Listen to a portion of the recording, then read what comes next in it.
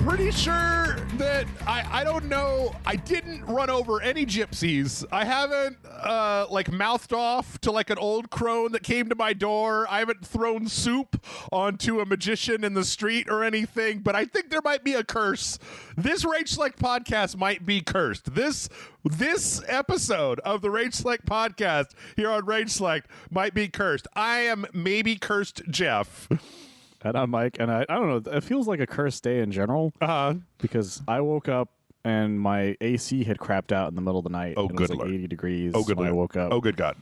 And I had to keep my AC off till like maybe 2 o'clock. No, that's no good. That's no good. Yeah.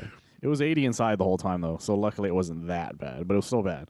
Yeah. It works fine now after apparently leaving it off for an entire day. Well, so yeah, before we get that sucks. That sucks so much. Especially after a whole week of Texas being like, hey guys, our power grid's all messed up. You need to turn your air conditioner up to 78. And it was like, I'll give you 75, and then you could suck my dick for those other 3 goddamn degrees. Did you, Michael? Oh my God. I read this article in Houston. They had this thing where if you had like a Nest thermostat, you could enroll in this program for this, like, oh, it's an energy saving system, and you get entered into a raffle for $5,000.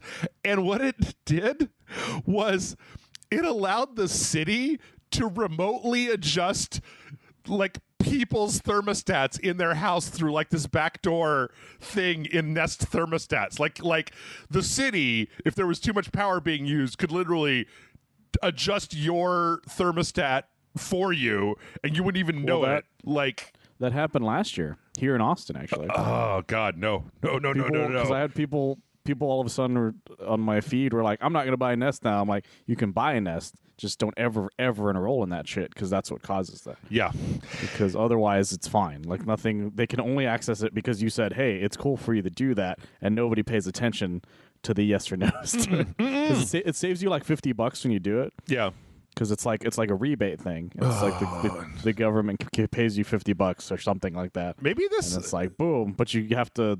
But people forget about it and they never unenroll. Maybe, Michael, maybe this whole state ran over like an old witch on the road, and it like cursed. Did Texas, like, did we hit and run like a magician somewhere? Oh, by the way, I said gypsy before. I'm sorry. I know you're not supposed to use that word. I keep using it. That's just like what you say when you're trying to describe the movie Thinner. Romani, I guess. You ran the entire state ran over a Romani lady, and then they cursed us. Ran over the Scarlet Witch. Yes. That's the whole thing. Yes. Yeah. So anyway, we're doing the podcast remote today because on top of all those other things we were just talking about, I came in contact with somebody who has COVID, and this new COVID is some bullshit. I give this new COVID 0 out of 5. I would give it do not watch, certified rotten on Rotten Tomatoes. Because you don't know if you have, like, there's no way to know if you have like a sore throat because you didn't change the air filter in your air conditioning, or do you have like that horrible disease that we're trying not to give to each other? Like, am I coughing because I smoked? Is my energy level low because I only slept for 6 hours last night? Or do I have the fucking Rona over here? Like, I don't know. And I can't be like, no, Michael, it's cool, just come to my house. I probably don't have it. So I don't have the super AIDS. Oh my God. I hate it so much. I hate it. I hate everything, which sucks because we have a really nice like week full of news here. We have a beautiful bunch of news stories. It's just all this like, hey, look at all this cool stuff that's happening and coming out and whatnot. And meanwhile, I'm like in the worst mood I've ever been in my entire life. Yeah, we had to take 5 breaks before we started. Yes. We literally did the first 10 minutes and then had to throw it away because my computer was just like, I don't know, cursed. So he started explaining something to me and I was like, I can't. Okay, well let me explain it to you, because there's all these new shows and new things. We're going to catch up on all of them, but I haven't watched any of them yet because I've been trying to keep my TV turned off so the state of Texas doesn't arrest me for too much electricity or whatever whatever.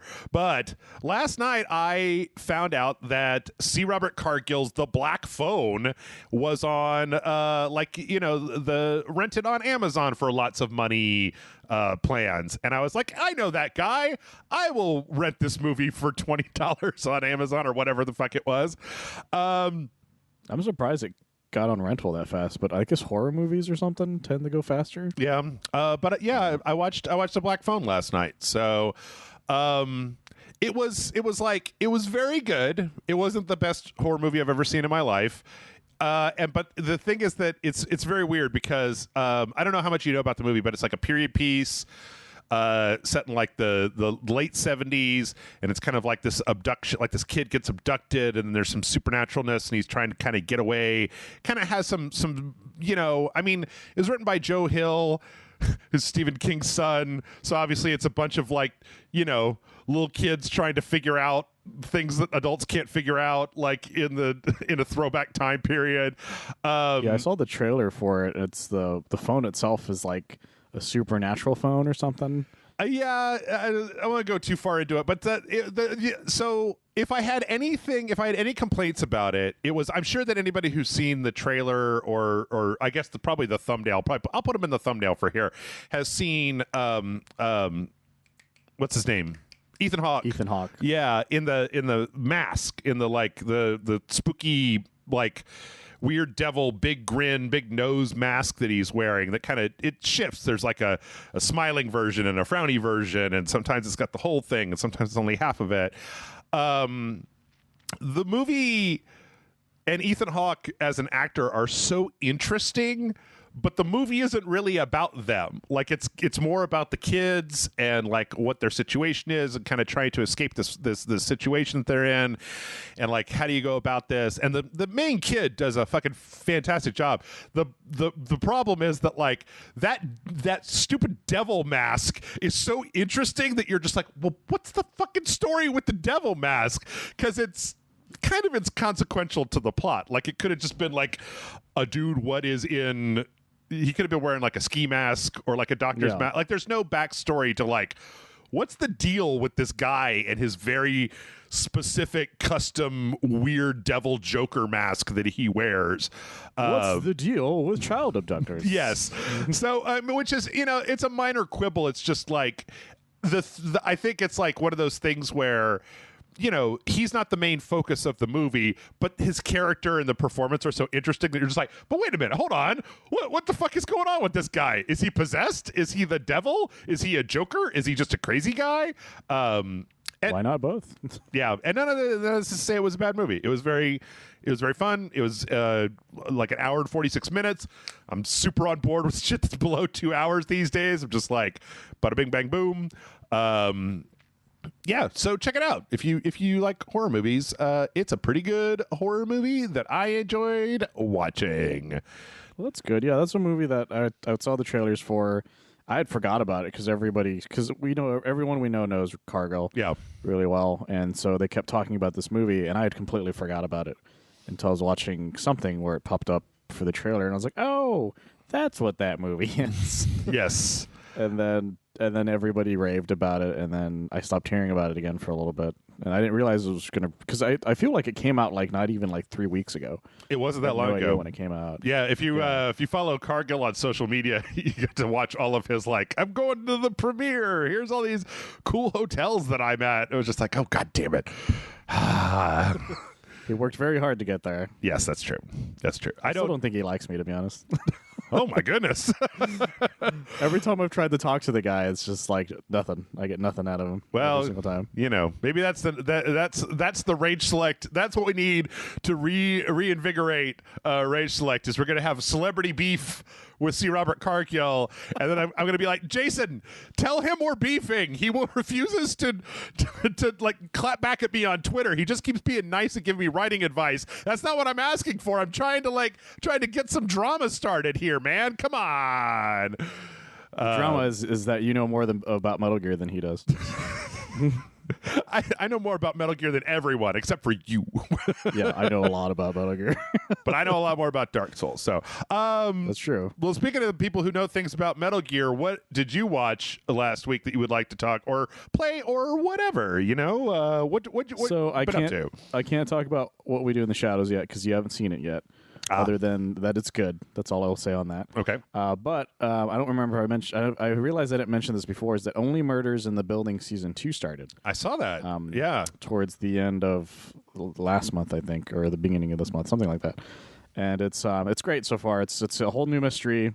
After the end of the first season, they get framed for something, and so you're trying to figure out why they were framed and the past of the building itself. You start finding out more and more about that, as well as just more stuff going on with because Steve Martin's character, for instance, he used to be part of an old television show that was kind of like Kojak, basically. Okay.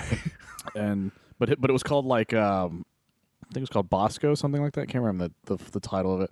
No, Brazos. It was called Brazos, and they're gonna reboot it, and they're asking him to be in it as the uncle character to their new Brazos or something like that. Okay. And then Martin Short has to also deal with Amy Schumer. Like the actual character is just Amy Schumer. Okay. Who's trying to buy the rights to their podcast to make a show out of it. Okay. And Selena Gomez's character is invited to an art gallery thing by this, I forgot the actress's name, but this really gorgeous woman who's clearly wants to come on to them kind of thing. And so that so all of them have very specific things going on while trying to solve this mystery at the same time, as well as Tina Fey, who is a character who made a podcast they all listened to originally, is making a podcast about them now from them getting framed. And so Okay. it's so they're also trying to beat her to the punch to protect their reputation. And it's about 4 episodes in so far. It's really good. It sounds like a combination of kind of a murder mystery type of thing, and then what was that show with David Tennant and the other guy from Good Omens, where it was the Zoom calls. It was a quarantine comedy show. You're the one who made me watch that originally. Yeah, it was Staged? it's called Staged. Yeah, it's Staged. I think it's called Staged. That really one good. was, yeah, that was really interesting because in season 2 it was part of the plot of season 2 of Stage was that they were going to make a show based on their Zoom calls, but then they were going to replace them both with women. And so the lady from Fleabag was going to play David Tennant. And so there was all this weird, that show is crazy. Everybody needs to go watch that show. It's fucking nuts. Both of these shows are in Hulu, by the way, so watch both of them. Yeah, I have a question for you though. Does season 1? Because now that I guess the deluge has started up again. But for a second there, I was out of shows to watch, and I was thinking of going back to Only Murders in the Building because I think when I tried to watch it last time, I was watching one too many New York shows, and I was just I'm fucking NYC'd out, y'all. There are other places to set things, but. Does season 1 end in a way that if you just never went to season 2, it would have been satisfying? Did it have just did it wrap it up, or did it leave a bunch of dangling threads for another season?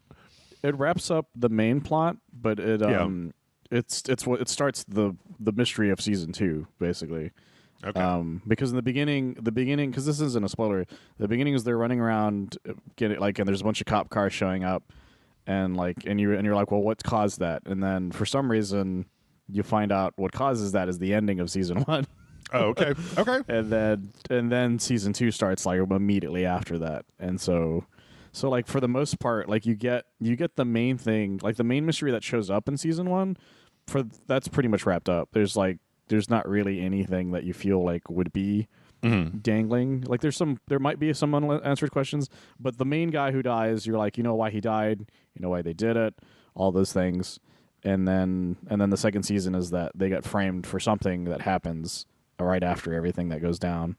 Okay. And then you find out because there's some stuff in it that is a dangling thing. You're why are they saying that? And then you find out they're saying that because of the start of season 2.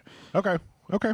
All right, fair enough. I'll have to put it on the ever-increasing list of bullshit that I need to watch at some point because, God forbid that you stop watching, that you can't turn the fire hose down anymore. You can only just start filling up buckets and then see how long it takes you to get back to them. I haven't even seen Miss Marvel yet.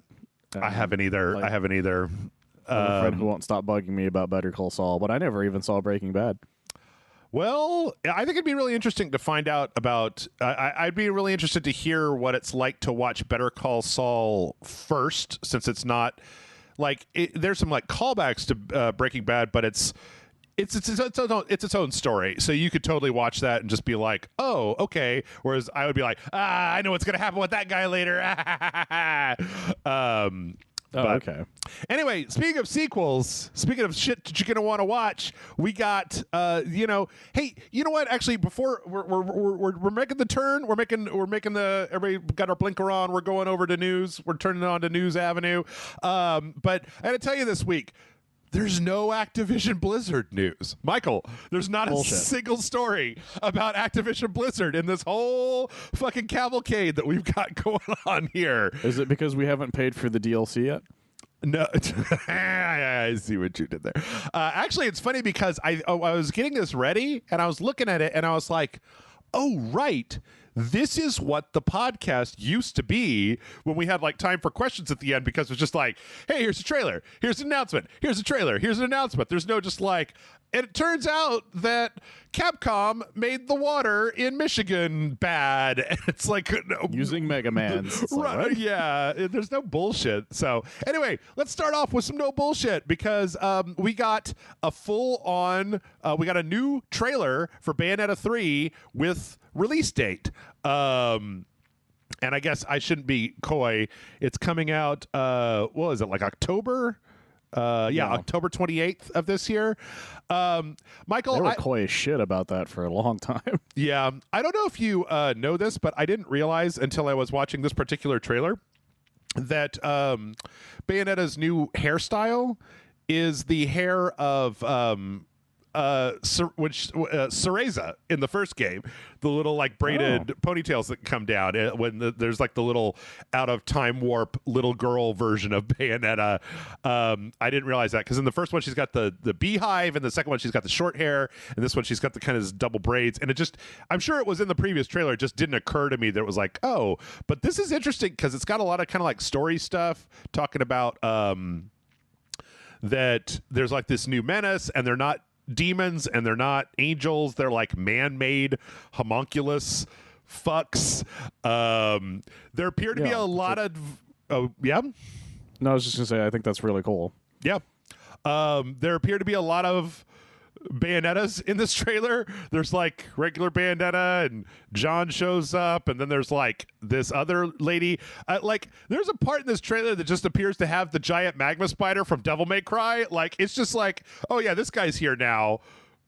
It's just straight up him. Yeah, he has like very similar dialogue to when he first showed up in Devil May Cry 1. Yeah. I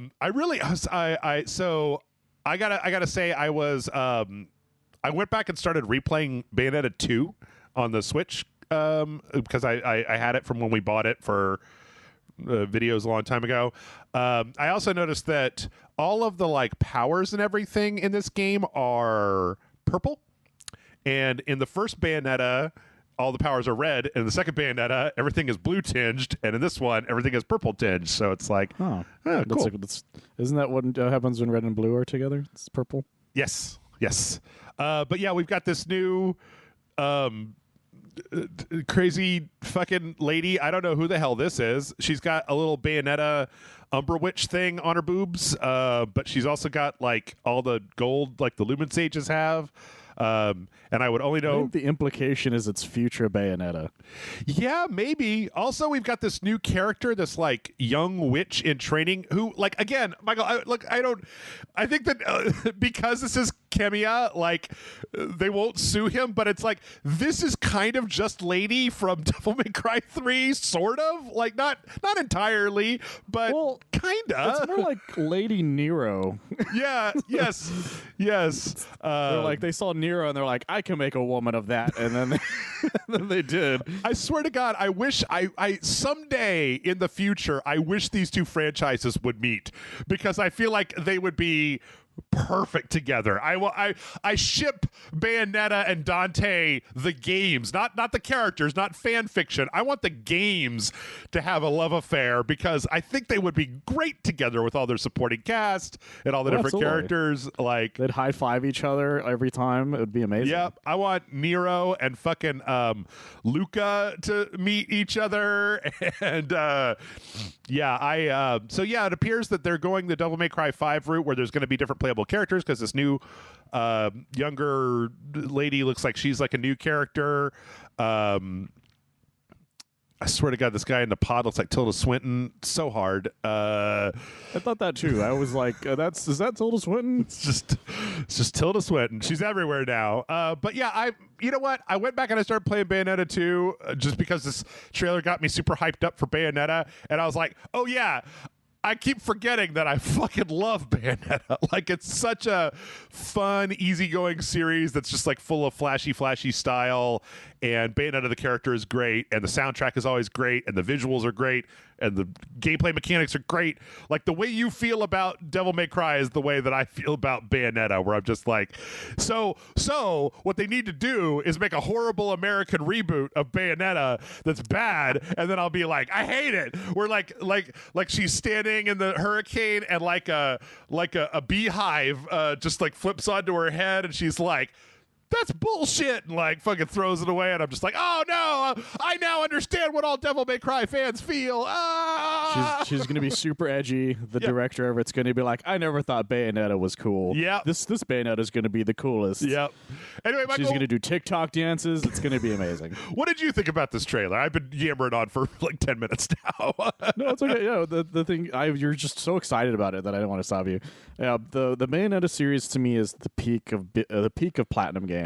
Yeah, Bayonetta is very much Kamiya being like, yeah, I can keep making Devil May Cry games, and they would be amazing. Yep. And he just keeps showing them up because whatever over the top thing you see in Devil May Cry, that's like a 6 in the Bayonetta universe. That's the opening of Bayonetta. For the most part, yeah. Yeah. Like, there's a sequence, the train.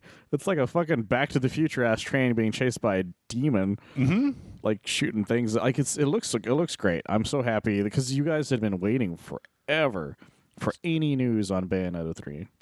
Yep. And coming out in October. Cannot wait. Cannot wait. Do you think it'll be an end of like a trilogy, or do you think it's going to be one of those things where it's like we can keep going from here? Okay, so here's the weird thing about Jeff, right? Here's that Jeff is back on his Jeff bullshit coming into play. I really hope this is the end of Bayonetta. I hope that this is the end of the trilogy and that it wraps it up, because I feel like a trilogy, especially in video game terms, is a good beginning, middle, and end. And then I wish that they would move on to something else. Like, I just don't want... I love Bayonetta. I love Bayonetta games. I don't want infinity Bayonetta games. I would like 3 cool Bayonetta games that go from like, discovering who she is, and then I'm like, I never remember the story of the second one. I'm halfway through the second one, and then if this one kind of wraps up the Bayonetta legacy and then pass it on to this new lady or somebody else or whatever, or the world doesn't need Umbra witches anymore, and Bayonetta gets to be a soccer mom like at the end of Final Fantasy 13-3 or whatever. Like, I don't know what stupid bullshit, but like, I don't want there to be infinity of these, because I want the creativity that went into creating Bayonetta to go into creating something new. So if this is the end of Bayonetta, I'll be, a little bit bummed, but I've also seen too many franchises drag on until they become garbage, and I'm not interested in playing them anymore. So that's where I am. That's fair. There's a lot of games we can point to that were like, this is going to be a great trilogy, and then they kept going, and then you're like, no, stop. Right. Please stop. Yeah. Yeah. We also got the news that Bayonetta 3 will have a kind of a non-sexy mode. It's called Naive Angel mode. So anybody that's played Bayonetta knows that when Bayonetta does her thing. Oh no, that's too much screen. When Bayonetta does she's got to move. Okay, so Bayonetta's clothes are made of hair, nerds, and then like when she does these attacks, like the hair will come off of her body and go into controlling like a demon, like it's wrapped around a demon that comes out. So like I think at first I thought it was like a hair dragon, but like which sounds like some kind of euphemism for genitals, but in the second one you can see where it's like when the monsters come out that the hair is around them, but the hair is like controlling these monsters. And so when the hair comes off of her, she tends to it like there's like a swirly part around her naughty bits, and she's nakers. But apparently they're like, well, you can turn that off if you want. You can have it so that she just has the clothes on when the hair comes off of her. And they put out a tweet saying, by turning it on, you can play right in the living room without having to worry about what's on screen, we think. Well, it's the old adage where it's like Bayonetta when I'm playing by myself, and then Bayonetta when my mom walks in. Right. Kind of thing. It's just like, well, now you no longer have to make that meme because your mom's just going to be like, it's still a sexy lady murdering people, but she's not naked on the screen. And then when she's gone, you just turn that shit off again. Yeah, they need to put it on a hotkey. It's like press B and the start button and like turn that shit on immediately. Oops, as they call it. Yep. Yeah, I don't know. I mean, it's fine. Like if I honestly like I honestly feel like anybody that was really disturbed by the nudity in Bayonetta probably shouldn't be playing Bayonetta. It was just like, I like the idea of this witch who communes with the devil, who's going up to heaven to like spank angels and shake her hips provocatively and talk and flirt with like people. But I draw the line at a butt crack. That's where I draw the line, motherfuckers. So not on my Christian side, but I don't know. I guess. Yeah, I guess. If that's the one thing keeping you from playing Bayonetta, congratulations. There you go. Also, write me a letter at mail@rageselect.com and explain why that's the line, because these games are not non-violent. It's not like It's All Life is Strange and then the main character's clothes all fly off. Like, before you do that, you've got to put the angel in the Iron Maiden and make it explode into blood and guts and sonic rings. It doesn't. I don't know. It doesn't make any sense. I'm trying to picture Life is Strange doing that now. It's just like make a choice and their clothes explode off of them all of a sudden. It's like what the fuck? Just think about if it was like the first time you watched that Food Wars anime when they eat the really good food at the very beginning and then everybody's clothes just fucking fly. That's what happens when you eat really good food, is your clothes just fly off of you and you're like, ah. Speaking of good food, we also had a trailer for Kirby's Dream Buffet, aka Kirby Fall Guys. Fall Kirby's? Kirby Guys? Fall Kirby's. Well, it's like a mixture. It's like a mixture of Fall Guys and there's this old mode in Kirby Superstar called something Grand Prix. I think it was called. It might have been even Buffet Grand Prix, where you had to race King DDD and eat more things than he did, and then get to the end. Okay, and that's kind of what this is that you're doing Fall Guy type shit, but you also have to eat more than everybody else. Yeah, where you're rolling around on like desserts and shit with other people in an online mode, and you're trying to eat stuff. This looks pretty cute. I'm not the biggest like Fall Guys guy in the world, but like I definitely feel like this is something that Amanda's going to be into. I don't know. Do you feel like this is something that you would play? Not really. I'm more of a normal Kirby fan. Like I wasn't a fan of the golf one. I wasn't a fan of the one where you had to be a ball and you had to draw all the stuff to keep you moving. Sure, kind of thing. The yarn one I thought was fine, but it sounds like I'm a Kirby purist. It's just I like normal Kirby games because they're not super complicated and annoying. Right. Especially if you have to be versus against somebody. I didn't realize this. Nintendo UK. I was looking at the Nintendo UK trailer. They have comments turned off. Like, what? Why? It's because it's a YouTube's kids video technically. Oh. Whenever okay. that happens, it turns off the comments. Oh yeah. Yep. Yeah, so that's coming out sometime this summer, and it's going to be a smaller game. It's not going to be full price. It's going to be I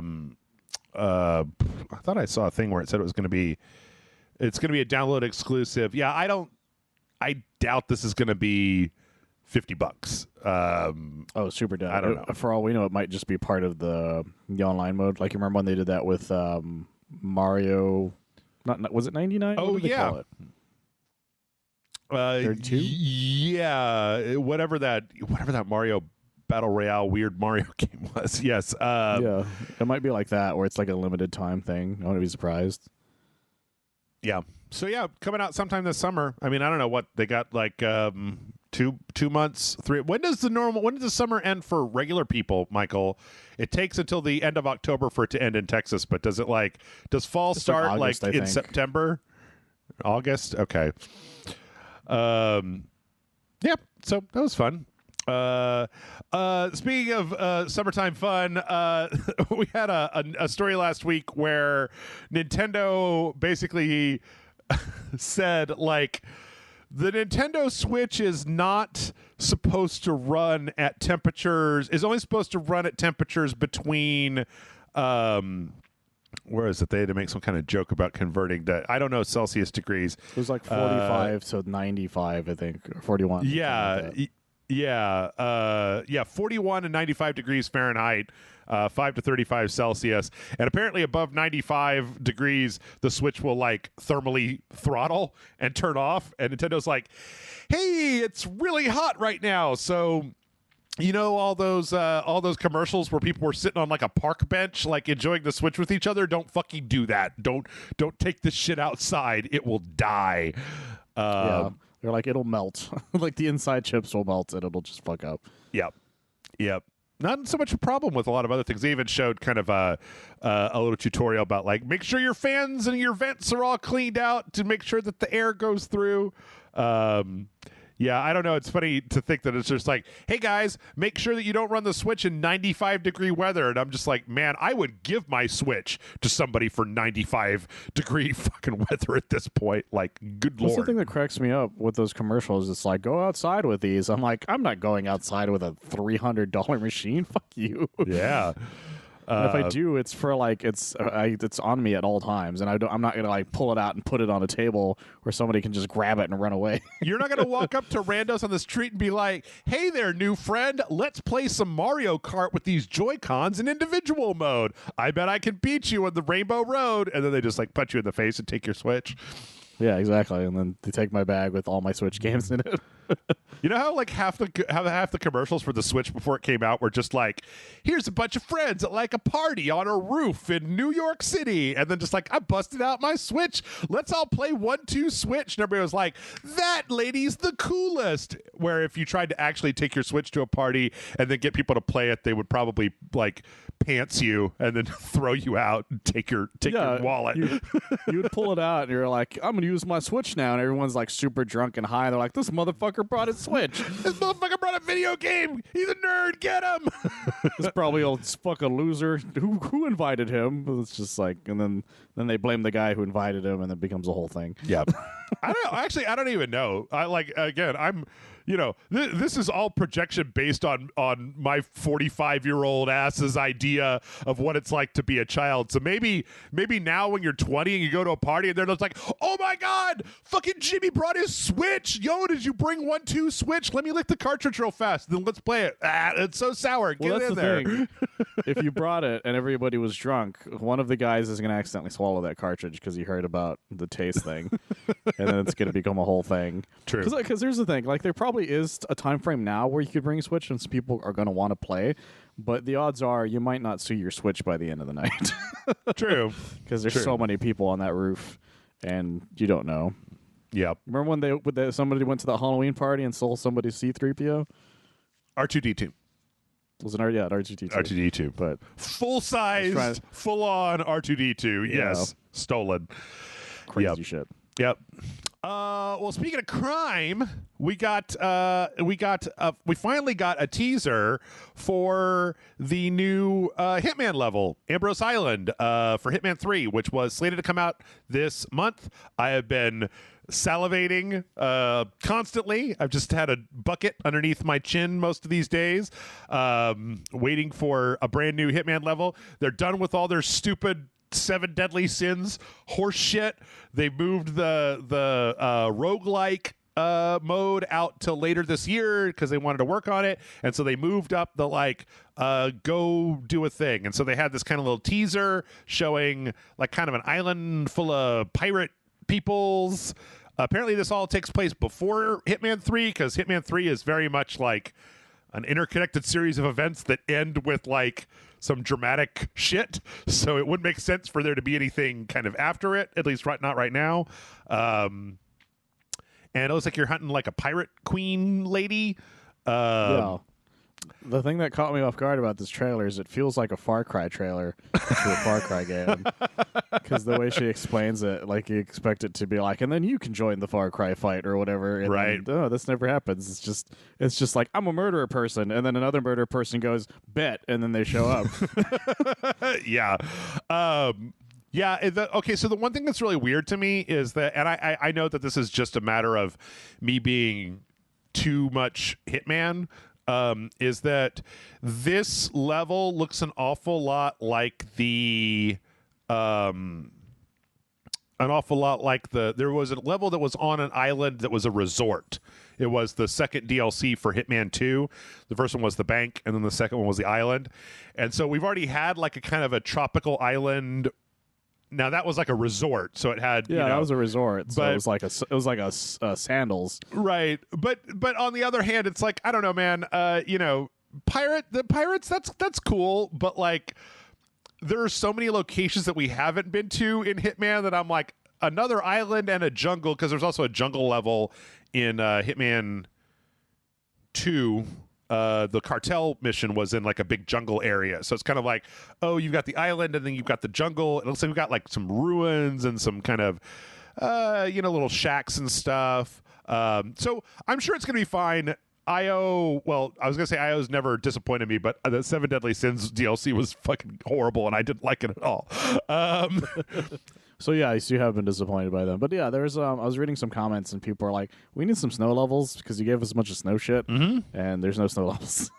I was listening to this other podcast and they talked about setting a Hitman level in like a county fair, and I was like, oh god, that sounds cool. Like that would be amazing. The stuff you could do if it had like rides, and then you could like set the rides to fuck up and kill people, or like a haunted house where 47 could show up. But I don't know, there's a lot of locations where we haven't been yet. But the cool thing about this is that this isn't even paid DLC. This shit's free. Like, yeah, if you have Hitman 3, you get Ambrose Island for free on July 26th, and it's like, I said we didn't have any Activision news, and this is not Activision, but like the fact that IO is rocking this shit. They put out Hitman 3. They've got this DLC. They can afford to give this DLC away for free. They've got this roguelike mode coming to kind of close out the World of Assassination trilogy. And fucking Square couldn't make it work with them. They let these guys go independent. Is just such a testament to how bad Square is at making any decision in the world.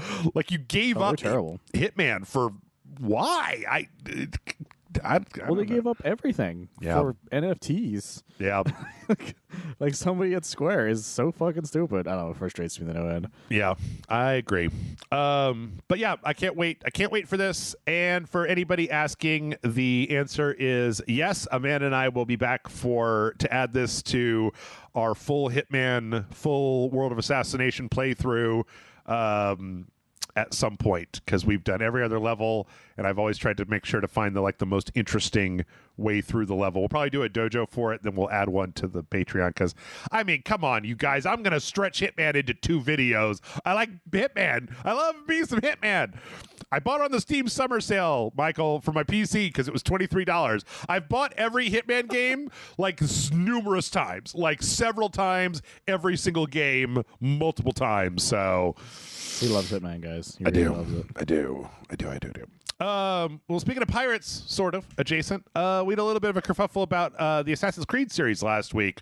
So Ubisoft put out a statement basically saying that if you have about Assassin's Creed Liberation, which was the spin-off of Assassin's Creed 3, one of the cooler games. I think it started as like a mobile it was like a PSP game, I believe, and then it got converted. It's like a Vita game, I think. Yeah, and then it got released on the PC and such like that. So we had that story. Were you on last week? We were talking about Ubisoft. I might have cut the story where Ubisoft is deprecating a whole bunch of their games, like they're turning off the multiplayer and like the Uplay connections to a whole bunch of old games. I remember us talking about it because I made that Ezio outfit joke. Because like every Assassin's Creed game, you can get an Ezio or Altair outfit. Right. Using Uplay, and I was like, how else will I get those outfits, Jeff? Yes. So when they originally put this out, the verbiage on their website, they had a support article for this, and it said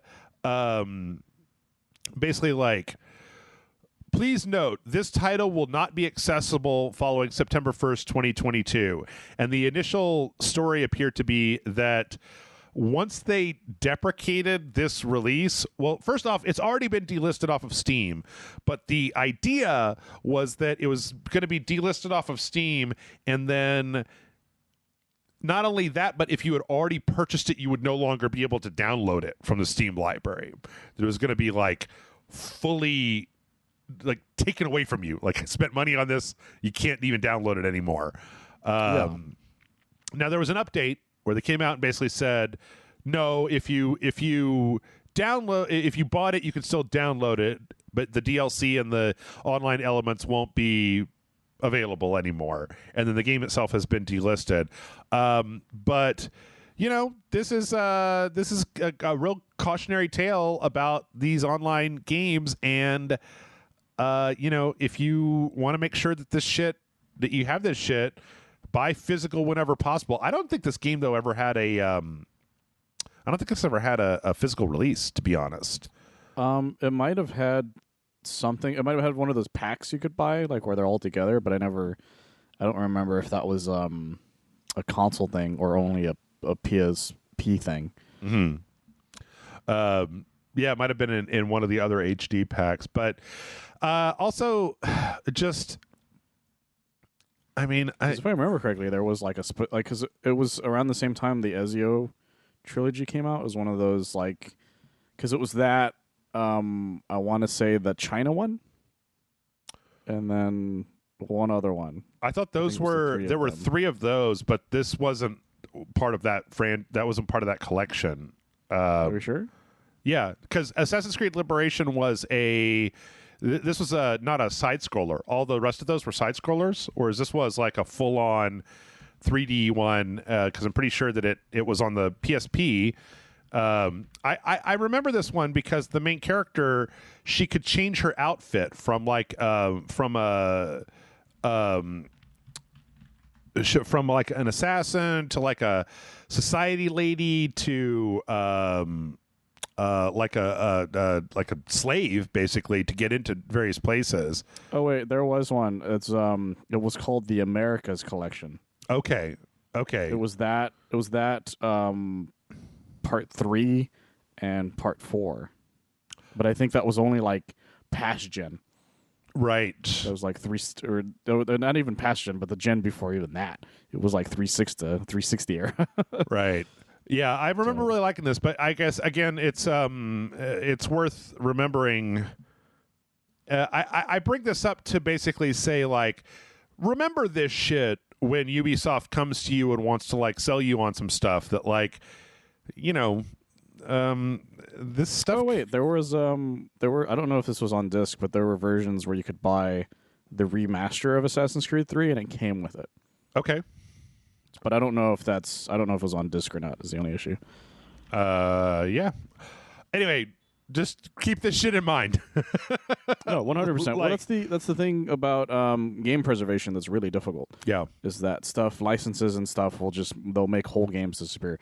That's why when Scott Pilgrim was re-released, it was such a big deal. Yes. And that's one of the reasons why Ninja Turtles being the Cowabunga collection that's supposed to come out later this year, it's also a big deal because that's also a whole licensing thing. Yeah, just to be clear, it appears that the Assassin's Creed 3 Remastered is still for sale on Steam, so like that version has Liberation. It's just you can't buy it by itself. Anyway, not the biggest thing, but like I get real, like some of this stuff I get real tetchy about because it's like, you know, you guys could have probably done some work to try to keep this stuff available, and you didn't. It was just like, it's not profitable anymore. Let's just shut it all down. Like, and I'm not a big fan of that attitude. So that's why everybody was like, I'm a pirate again. Right. And that's what's going to happen. Right.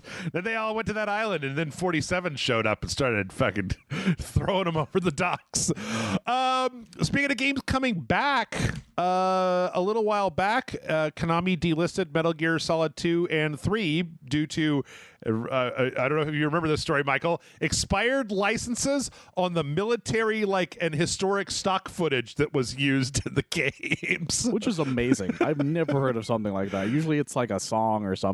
Yeah. Like old military stock footage of Snake and everybody being like back during World War whatever, and then it's just like it cuts to somebody's like, you can't do that anymore. Yeah, it cuts to Grady missile footage, and you're just like, that belonged to the war archives of Southern Kentucky, and we got a 5-year license for that, and it ran out. So You just assume they're public domain. You're like, right. What? Like that, you had the licenses? It's amazing. Yeah, but apparently Metal Gear was it was the 35th anniversary of Metal Gear last week on Tuesday. Did you see Kojima's tweet about that? I didn't. He posted 35 years ago. I was 23. Oh, okay, that's cool. Yeah, so they're basically bringing them back. It's not clear where. They are preparing to resume sales of titles that have been temporarily suspended, Konami said. I mean, Konami is not like trustworthy. No, especially nowadays. For all we know, they're going to come back as pachinko machines. Right. But you know how it is, right? Like if people want to buy, they can take Metal Gear Solid 2 and 3 down. And oh my God, what's that? Stop it. They can take Metal Gear Solid 2 and 3 down and then bring them back. It's like fucking Coke, right? They can bring it back and then get a little bump in the news cycle where everybody's like, hey guys, you can buy Metal Gear Solid 2 and 3 again. Go buy them or whatever. And then Konami gets the money. No, I want to see this tweet. Michael, I want to see this tweet about Which the tweet? Office, Lego The Office. Oh, They're making an Office Lego set? yeah. Yep. Okay. All right. There's the Lego The Office. Because of the stapler inside Because of fun. Kevin and Chili thing. Somebody's trying to get them to make a Psych Lego set right now. They have that Lego Ideas thing. Yeah. I'm like, yes, please. Yeah. All right. Next up, I said we didn't have any Activision to talk about, but I didn't say we didn't have any NFTs to talk about.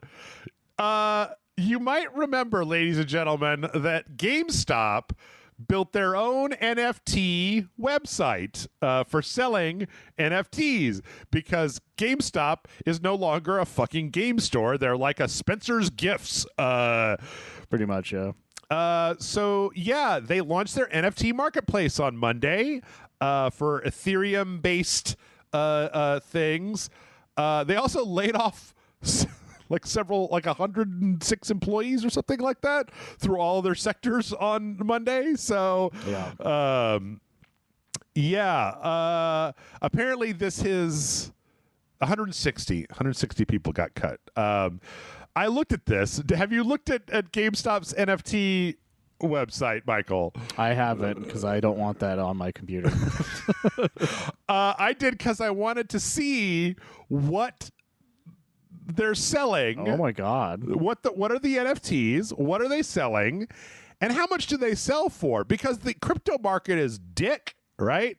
So pretty much, yeah. Here's a monkey with a bow and devil horns blowing a bubble for $550. Why? Why would you ever? Why would you ever? Why? At least that one's a GIF. Yeah, it looks like. Look Some at of this these one. are really bad. This is $520,000. This lady eating my God. ramen over here. Like I don't. It's like a cavalcade of ugliness and gross. Just real gross. Just I wouldn't even want to hang any of these on my wall, like outright, or even make them a wallpaper somewhere. here's Power to the Apes for $1,700. It's a hand holding a China banana. I just what the fuck? Actually, you know what? I'll be honest. This shit has 1,000 pages. yes, this shit has gone way down since I looked at it last. Like a lot of these are dropping their prices because I think they were even more last time I was looking at. But look at this bullshit. This is garbage. This is for Valhalla NFT, and it's like $50. But like, dude, fuck you. I could draw something better than that for $50. Like I could take an afternoon and draw better than that for $50. Yeah, and there's like others that you can see that are the same guy but without a helmet, and his beard isn't gray, Right. and he doesn't have a shield, and it's like the same amount. It's like, why would anyone care about any of this? Yeah. Again, I'm really glad that the crypto market is failing, and these guys. You know what? I don't have a lot of sympathy for the people who are just like, we got to get in on the NFT market. We need like 2 months to spin up our marketplace, and then in those 2 months, the entire industry is just fucking falling apart. It's like, yes, waste your money, waste your money. I'll be honest. I can't wait for GameStop to go the fuck out of business. Like I know that a lot of people that listen to RageSelect, like they do their game shopping, they want to get their shit from GameStop. And I'm not saying that like Amazon is any better or like, you know, Target or Best Buy or whatever any better, but I fucking hate this company. Like they're a bunch of scum fucks and they've been scum fucks for years, and it couldn't happen to a nicer bunch of dick faces, in my opinion. That's true. They were pretty much going to die. Yeah. Until the memes memes saved them on accident. Yep. Because people wanted money, and they were doing it to. They weren't even doing it for GameStop. They were doing it to fuck over hedge funds. Yep. And that was just accidentally they revived GameStop from death because they were minutes away from death. Yep. Like their stocks were like a couple of bucks a share, which is not a lot. Yeah, these have all gone way down. This is just a DALL-E. This is just a DALL-E. Somebody typed in some stuff and then put it up. Oh, the world is a lot of sloths. Lots of sloths. It's a nightmare. It's a nightmare. Okay, we're done with that. But we're not done with NFTs yet because, unfortunately, the creator of Dead or Alive, Tomonobu Itagaki, his next game is going to be a high-quality and immersive Web 3.0 game, baby! Yeah. They'll put it on that system we talked about last time. What was it called? Oh, the Web 3 console. The Web 3 console. Yeah.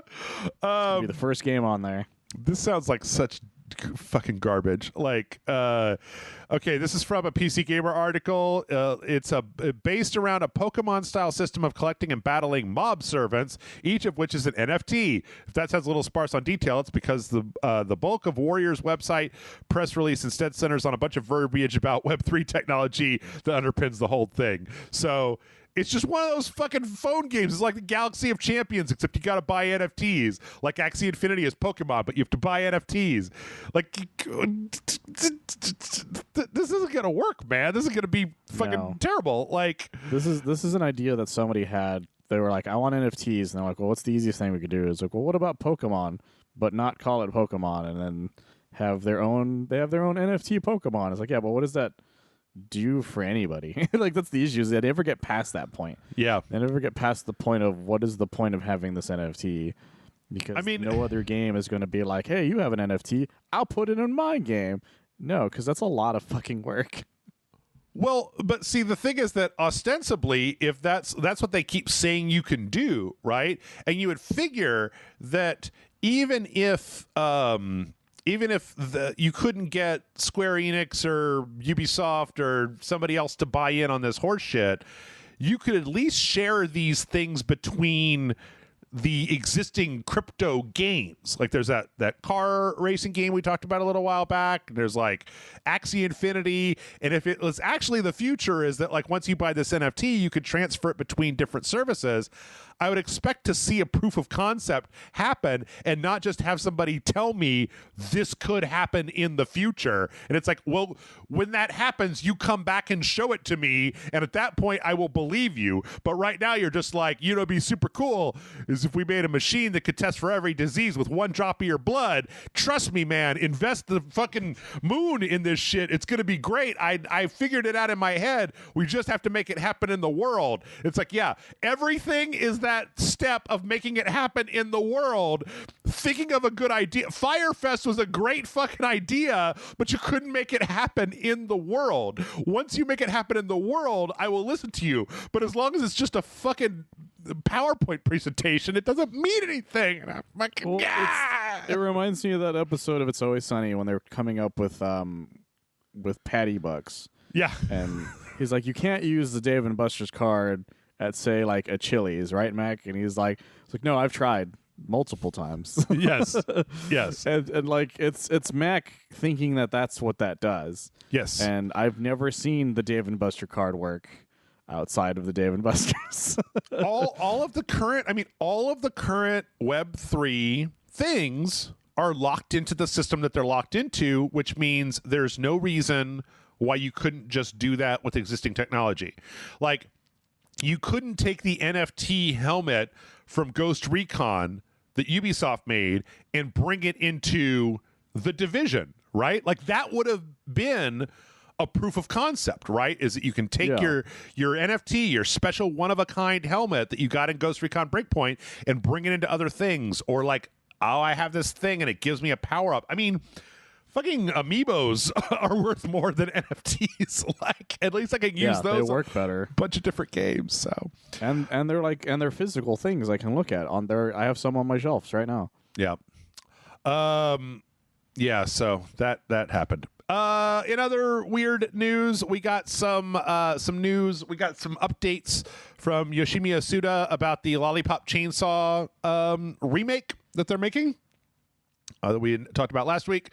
Apparently, fans are, like worried. Yasuda says that they say they released a press release that basically says like, hey, we realize that like the story of Lollipop Chainsaw is like what you guys like, so like we're not going to change that. We're not changing like the combat or anything like that. We just wanted to be able to make a version that looks as good as possible. 16 of the licensed songs have to be replaced, but they're going to try to get songs that are as good as possible. The thing that I think, and this is kind of gross and weird, and I apologize to everybody listening, and it's my fault.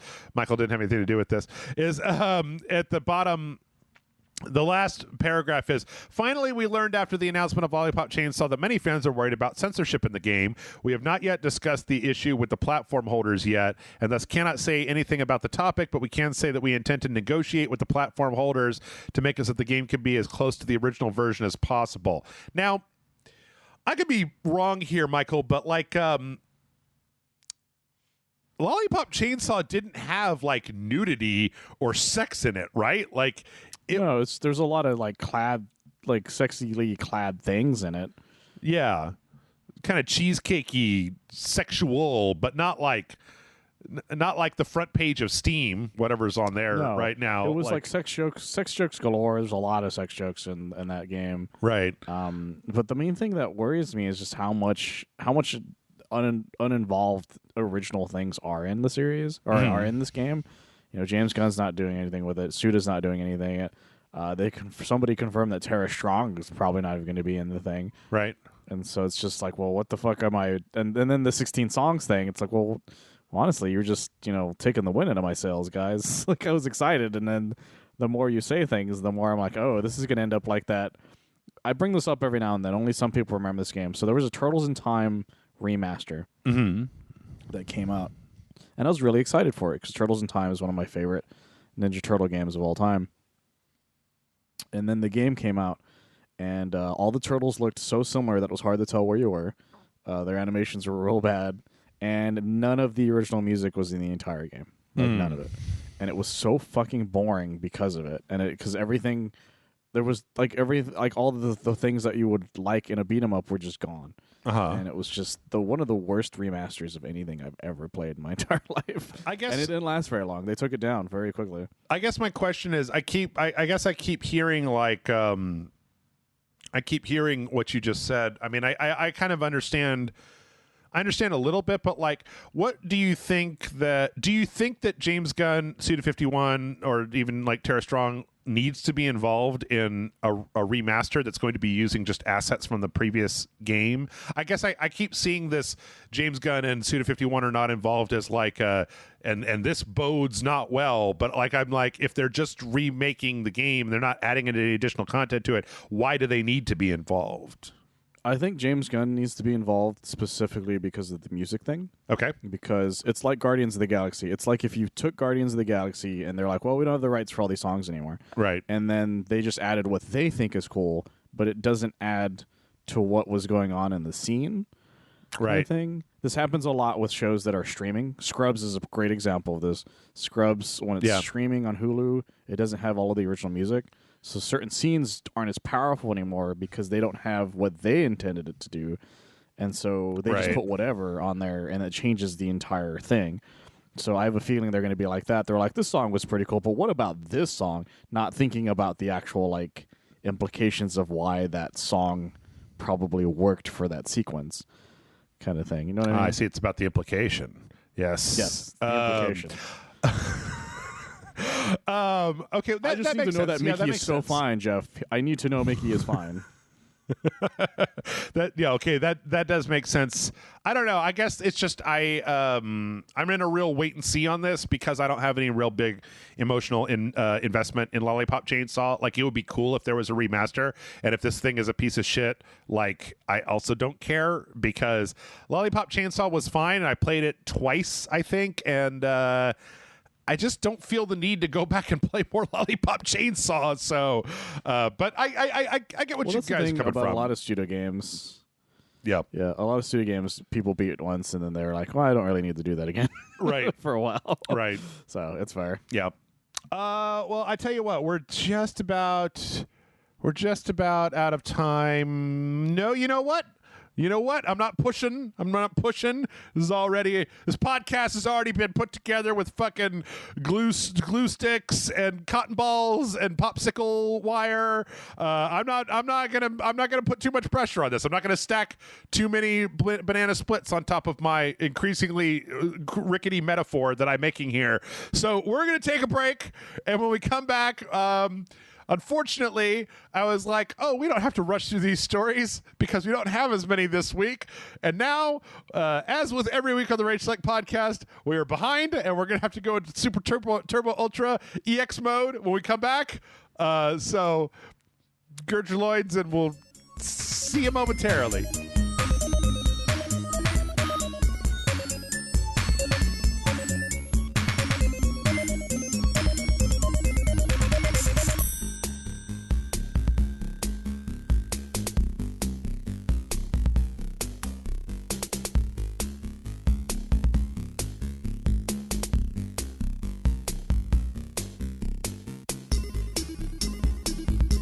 And we're back.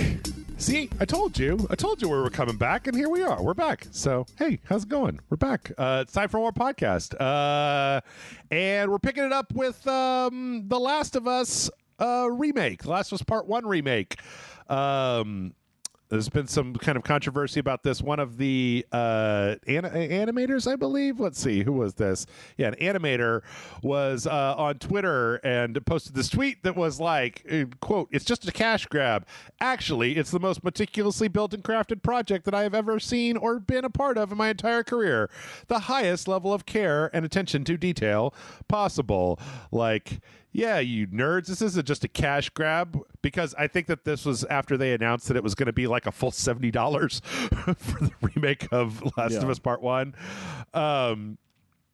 My favorite part about this, Michael, was that later on in this tweet thread, he had another tweet, and it was, the price of the game is out of my control and worth is subjective to each individual. You can decide for yourself if you want it or not.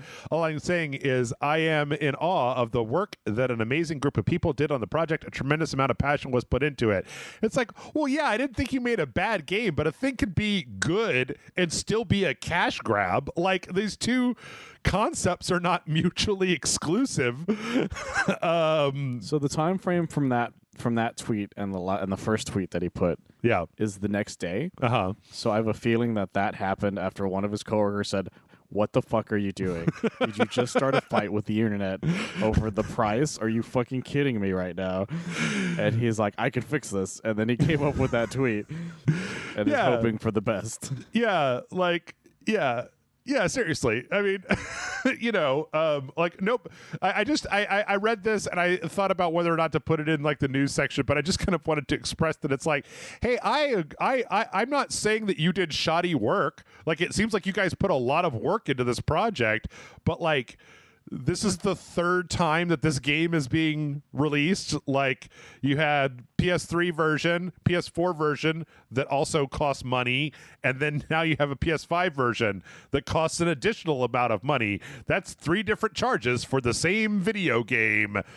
And we know that it's the same video game because they literally told us it was. So I don't know. It's hard not to see it as a cash grab in this world of Skyrim coming out 100,000 times. Yeah. So it's like, that's what people's thought process is. Because I've heard this is more of an actual remake where they tried a lot of the mechanics are actually closer to Part 2's mechanics from what I've read. So like, but the thing is that they're not focusing on that. No one's focusing on that. Like, not even the marketing team is focusing on that. The marketing team won't stop being like, look how good it looks. So I'm like, yeah, but that's the issue, is that no one cares about that. They need to know, how does the game differ in other ways? And nobody's explained that outside of like stuff when I have to go deep into the actual part, and then somebody will actually mention it finally. Right. And then, but like, it's never like mentioned anywhere else, which is what frustrates me. Yeah, I don't know. It doesn't seem like, I mean, I kind of understand why they would want to do something like this, but I don't know. You know what? Don't fucking listen to Jeff. I'm the one who just got done talking about how many times I bought Hitman. I have no cognition about what a cash grab is or isn't, because I've bought the same game numerous times. So who am I? Who am I to sit here and judge other people for anything? I mean, just I've done the same thing many a times. Yeah. I don't know. It's impossible not to. I never enjoyed The Last of Us so much that I needed a remaster for it. But then again, I'm Jeff. I'm my own person, and plenty of other people. It's like their favorite fucking game, and they can't wait to play it again and for it to look all good or better or whatever. They love the second one, and now they've got this unified 1 and 2 with the same quality of visuals. Great. I'm happy. I'm happy for you. I don't think I want to play this again. I mean, after playing it with Grant, after playing The Last of Us with Grant, how much better could it get? I mean, unless they include Grant and I's audio track, Naughty Dog, I'm available if you want to make it so that you could just like have Grant and I's running commentary, or just I will license you just the throw a brick at it, so that you could just turn on throw a brick at it mode, so that every time you throw a brick at it, fucking Grant Davis comes on and says throw a brick at it, and then you do it, and then it's like, hey, a little levity in the post-apocalypse. If you guys haven't been able to watch the Let's Play, you should. It's so much fun. Patreon.com/RageSelect. That's Patreon, yeah. Yep, it's full Patreon exclusive. Grant and I played all the way. People forget that I've been doing this for 9 fucking years. Grant and I played all the way through The Legend of Zelda: Link to the Past on Patreon. So that's one I haven't seen still. Yep. Let's see. In other other gaming news, not no, 404 segue not found. It appears that the confirmation. We got confirmation last week that no additional content is going to really be added to Red Dead Online.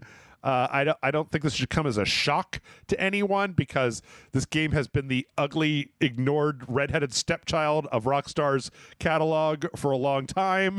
All the GTA Online stuff that they put out. Yeah. From the get-go, I had no faith in Red Dead Online. I just no faith. I don't know. I mean, if they put as much work into it as they put into like Grand Theft Auto, like maybe, but they didn't. So, yeah, well, from day one, they didn't even put as much work into it as they did the day one GTA 5, I felt. Yeah. There's going to be some new, like, I don't know, they said there's going to be some new Telegram missions or whatever. This is like themed content coming, but nothing new. And this actually coincides with, I believe it this week, the community of Red Dead Online they made their own event that was like the Red Dead Online funeral, where they had these big processions through the servers of people having funerals for Red Dead Online. Oh my God. That's amazing. Yeah. Apparently, the team that was working on this is being shifted over to working on the online stuff for GTA 6, so there's not going to be any additional big stuff for it. Sorry, Red Dead Online. You probably deserved better, but I don't know. Well, my favorite thing is this news story is like, by the way, the entire time they were like, look at all the cool shit we have for GTA Online. Right. Like the entire time they were announcing all that. They brought back Gay Tony. Man and I played it. You know, like there was all kinds of stuff for Red Dead. The heists. Like they never even had the big heist missions for Red Dead, which is all about fucking, put on your mask and rob some banks. Like it's all there. They just didn't. I just feel like they were like, this isn't profitable enough, so we're not going to really do anything. So. They fucked up everything they could in that series. Yep. Let's see. In other news, Bandai Namco got a big old ransomware hack last week. This was from a ransomware group called Black Cat Ransomware. I am not, I'm not like pro ransomware, pro hacking, but apparently Bandai Namco wasn't about to play ball with them, and so they actually dumped like what appears to be the entire release schedule for Bandai Namco games through 2023, which is not great for Bandai Namco, but it does give us a lot to talk about. So what we've seen is Q1 of next year, that Armored Core remake that everybody's known about for a long time. Dragon Ball The Breakers, that's the one where you have to escape the green guy, right? Yeah, it's where you escape the villains. Because it starts with, it's like the first trailer was this escaping from Cell, but it turns out there's a Frieza one and a Majin Buu one. Okay. So it's just like the Dead by Daylight, but with Dragon Ball characters. So fucking weird. That's so fucking weird. It's so fucking weird. It's so fucking weird. Little Super Nightmares 3 in Q2. Dragon Ball Fighters Super, which I assume is just like re-release with all the DLC on new consoles. Yeah, I assume it's a complete edition. Yep. Digimon Story Cyber Sleuth 2. Nobody cares about Digimon. I have the numbers to prove it. Everybody hates Digimon, so we don't have to talk about that. Elden Ring DLC Barbarians of the Badlands in Q3 2023. Also, keep in mind, everybody, this is all... Take this salt, this big salt. You need to take this salt. This could all be bullshit, or it could be for realzos, or they could change all of it because it got leaked. We have no idea of knowing for sure. Tales of Ascension, I don't know what that is. I assume that's just like a new Tales, new in the Tales franchise entry. Tekken 8. And then in Q4 of 2023, Code Vein 2, which, considering the ridiculous character creator of the first Code Vein, that's all I care about. Is I just want to see what the new character creator looks like to make another monstrosity. It'd be pretty great. One Punch Man Fighters Association. based on you and I playing that last One Punch Man game, I don't have any fucking faith. The only thing that excites me about this is the idea that this might be scheduled to coincide with new One Punch Man. But I keep my ear kind of to the ground for some anime stuff, and I have heard nothing about more One Punch Man. Yeah, I've heard nothing in any way, shape, or form. And then Dragon Ball Xenoverse 3. Look, Michael, there's 3 different Dragon Ball games. I'm actually kind of happy about that because people have been joking. It's like, well, when is Xenoverse 3 going to happen? Because people want Xenoverse 3. Yeah, like as much as I don't really want it all. I like the idea of Xenoverse a lot. The single player stuff is a lot of fun, but after that, I've never been the multiplayer guy in that game. So I'm excited to see what the story will be for it, but at the same time, it's probably won't nearly be as great as I want it to be still. But that happens every fucking Dragon Ball game except for Fighters. I feel like Dragon Ball is a lot like Gundam in its licensed games, where they're always just like, you want an online game, right? And everybody's like, no. And they're like, okay, here's 4 more online games. They're like, well, okay, please stop. Make a single player game. And they're like, no, here's 8 more online games. Here's Dead by Daylight with Dragon Ball. And you're like, why? Just why? I just want to play single player Dragon Ball games. That's why when they announced Kakarot, I got mad at somebody because they're like, they're just going to make you play the game again or the story again. I'm like, yes, because I wanted that again for a long time. We haven't had that for a long time. Yeah. It's all been online Xenoverse bullshit. Yep. Let's see. In other hacking news, well, sort of semi-adjacent hacking news, the Skate 4 developers are asking people not to download this Skate pre-alpha that leaked, mostly because, well, I don't know. It's like it's not finished. It's not ready for presentation. Early alpha builds are never...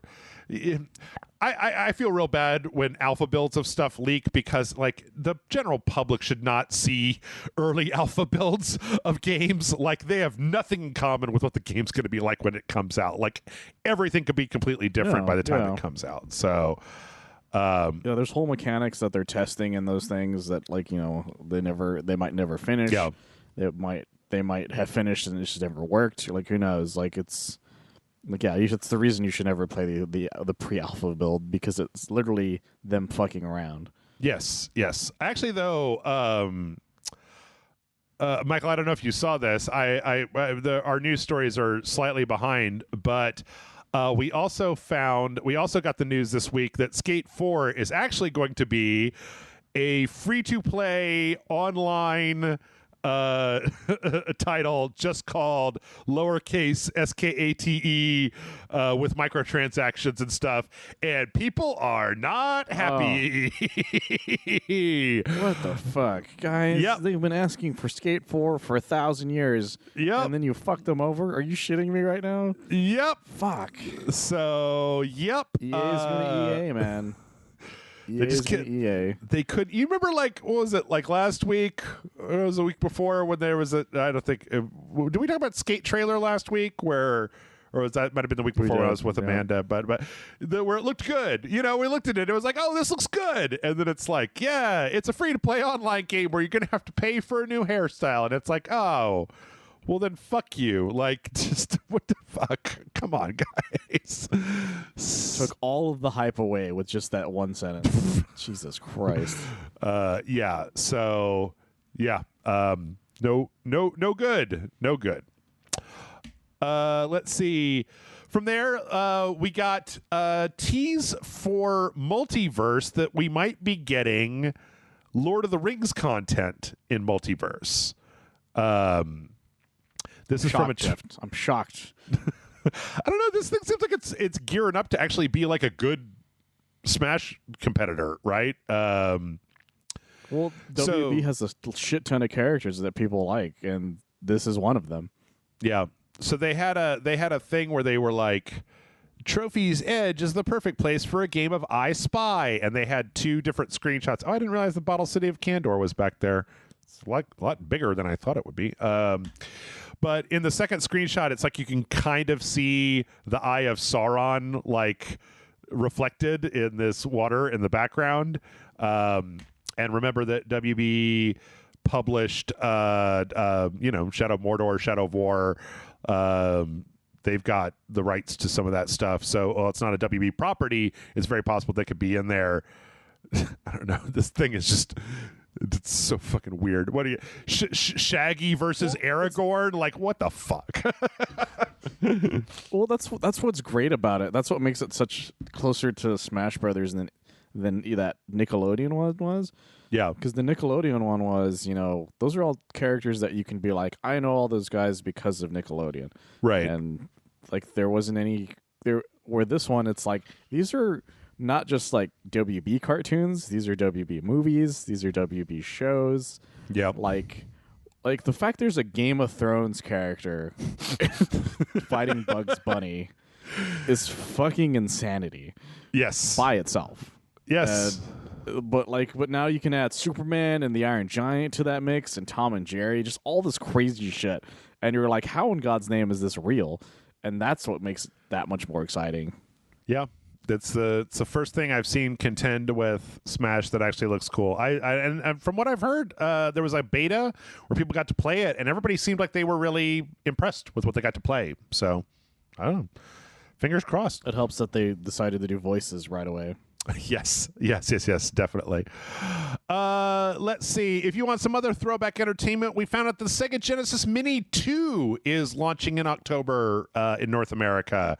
But there's a catch, Michael. So this is the one, the Sega Genesis Mini 2 is the one that's kind of styled like the later Genesis. It's got a bunch of Sega CD games on it, which the first one did not. But do you know the problem with this particular story, Michael? No, I don't. I guess I didn't read that far down. So the Genesis 2 Mini will only be sold through Amazon, coming from Amazon Japan, with a price of $103 with shipping of $22, putting this thing at $125, which at this point is a bit much for a fucking emulator box. Like, especially a Sega emulator box. Yes. Which they've got a good chunk of games in here, but like again, I don't know.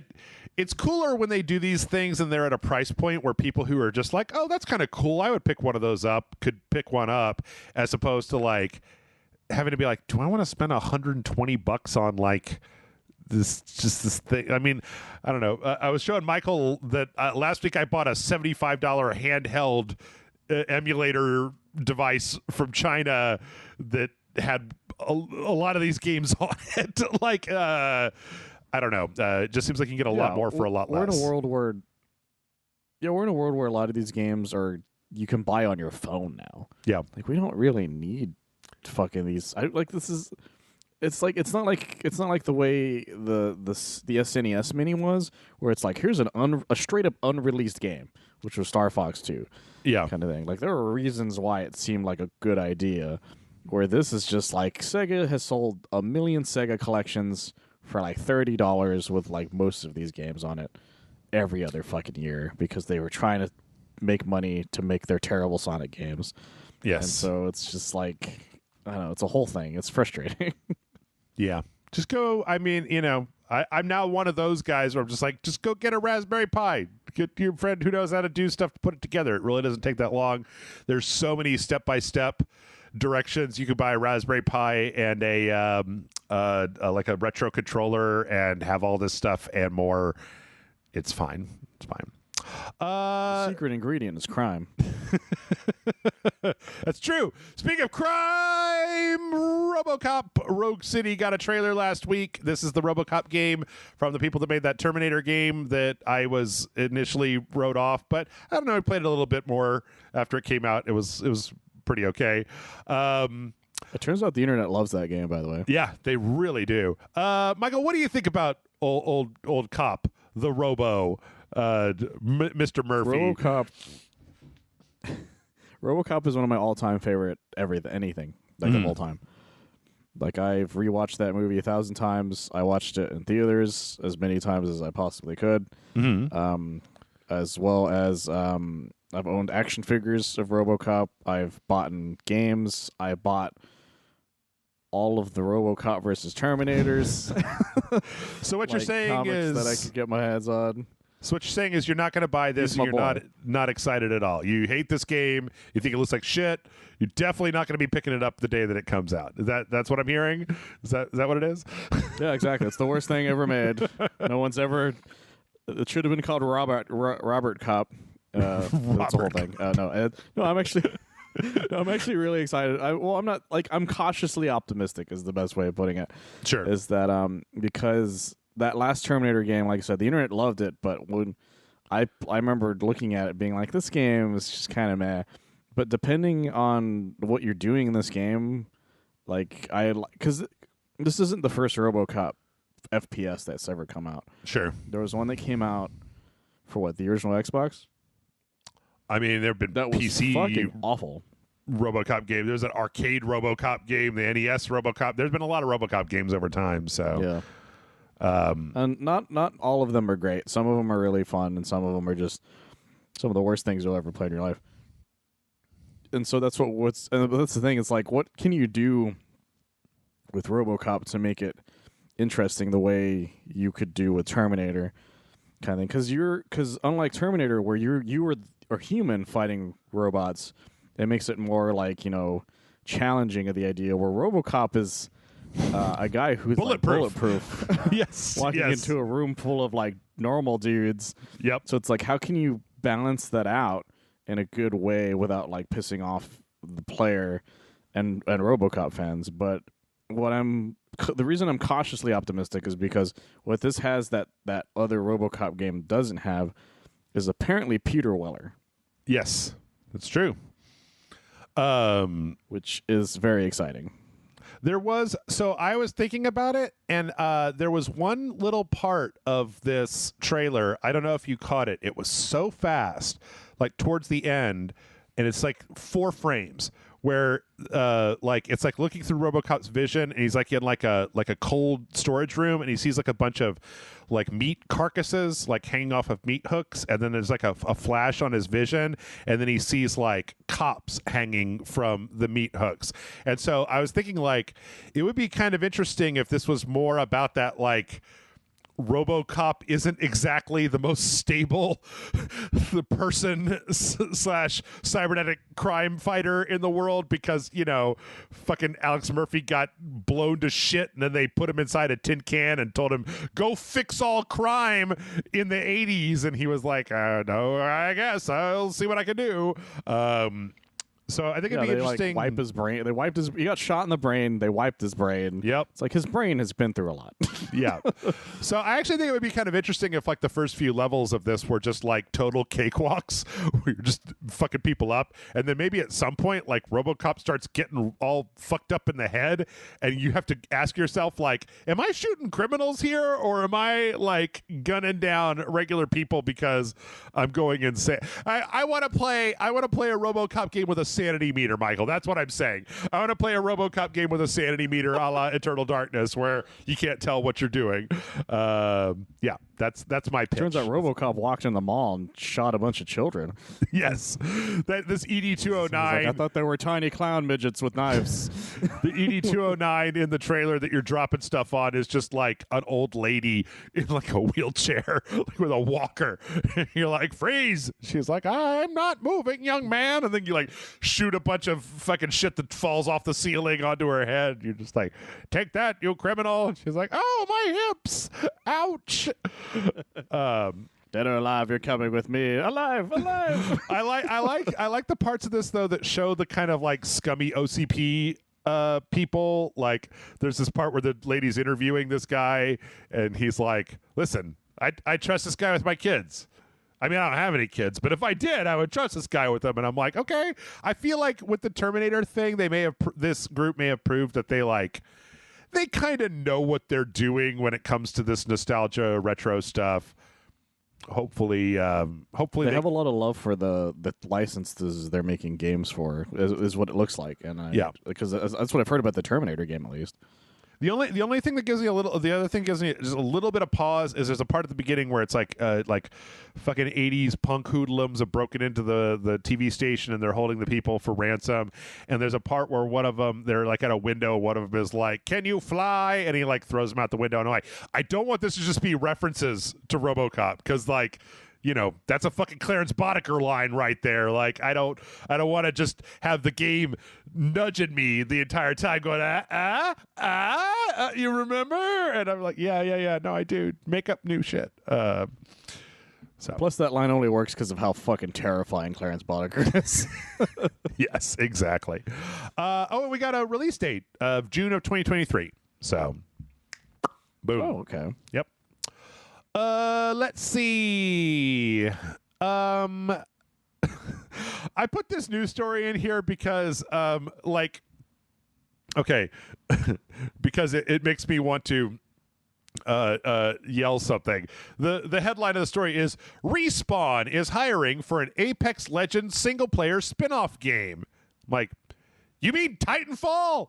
That's called Titanfall. Come on, don't do this to me. Don't make Apex Legends is so popular that we're gonna make an Apex Legends spin-off single player game that's not Titanfall. When I've had my torch. I've been holding this torch for so long. I've been carrying this torch and keeping it lit, keeping the fuel in there and everything for fucking Titanfall. I don't know. What if they call it Titanex or Apex Fall or something? Yeah, I guess it's fine. I'll take what I can get for Titanfall. I love Titanfall 2 a lot. I just want more Titanfall. So, but yeah, they're hiring for a new person to basically do something as a spinoff. Respawn is busy though, man. They're doing Jedi Survivor, right? And there's some other stuff they're doing in addition to Apex Legends. So, oh yeah, that's right. Yeah, they're really. I feel like they're like the one team at EA that can make something that people really genuinely enjoy, and they're just like, oh, okay, make all the games. Why don't you? Like we don't need anybody else to make games. Yep. Let's see. Until Dawn, the super massive games, makers of Until Dawn and The Quarry and other games that aren't worth talking about, has been acquired by Nordisk Games, which is what is this? It's like it's a Nordic media group, part of this group called Edgemont. What I think is really interesting, though, is that the Edgemont, the parent company of this group, is a foundation, and so part of all their profits go to like charities that support like children and young people and stuff like that, as opposed to just being like pure untold profit. And you know, as a company that makes games where lots of teenagers get axed in the face, donating some money to at-risk youths, that's a good move. It's a teenager PSA. Yes. Jeff. Well, I guess when I read this article, I was just like, I would much rather this company get bought by some obscure Nordic fucking financial firm than like Activision, right? And then within 6 months, they're making Warzone maps instead of fucking Camp Counselor Murder Simulator. So, yeah, this is a good outcome because all of the article is just like, we're just going to give them more money. Yep, pretty much. And it feels like Supermassive also might have finally figured out that they're just like, you know what? People really only like it when we do the fucking 80s slasher games. Let's just keep doing 80s slasher games. If that's the case, I really like it when they do the 80s slashers games. I didn't like the cop game. I didn't really like their VR game. I didn't really like, I kind of just liked the Until Dawn and the Quarry, and in between there were some ups and downs, but in general, so... Have you ever played any of these, Michael? I forgot about the others. I've played Until Dawn. I played their Until Dawn VR game. Okay. Which was a lot of fun, but that game is, completely different from what Until Dawn is. And then I wanted to try out the others, but I never really did. But I saw people play them, kind of thing. Corey's been real good. One of them's free right now, right? I don't remember. I think the Man of Medan is, if I remember correctly. Is it currently or was it? I think it's currently. Okay. Because I think it's Crash 4, Man of Medan, and Arcadegeddon. Oh yeah, that game. Yeah, that game. I'm not a big fan of that game. And then before we get to the trailers, this is a kind of an interesting story, but then it also is something I wanted to briefly bring up. Remember when we played Vampire Survivors, Michael? Do I? Yeah. Apparently, Vampire Survivors is in early access, but it finally has a final boss, which it didn't before. But yeah, now there's bosses like in general. Yes. It's funny because I kept playing Vampire Survivors, and we didn't get to the part where that game gets fun. We didn't get to the actual loop where that game starts to become really, really fun. Where so there was a section that, because we were joking about that too, weren't we? Yes. Yeah. The game is a lot better than I gave it credit for. Also, by the way, if you want to just buy Vampire Survivors on Steam, it is $3. Like if you don't have Game Pass and you want to just buy it, it is $3. It's pretty fun.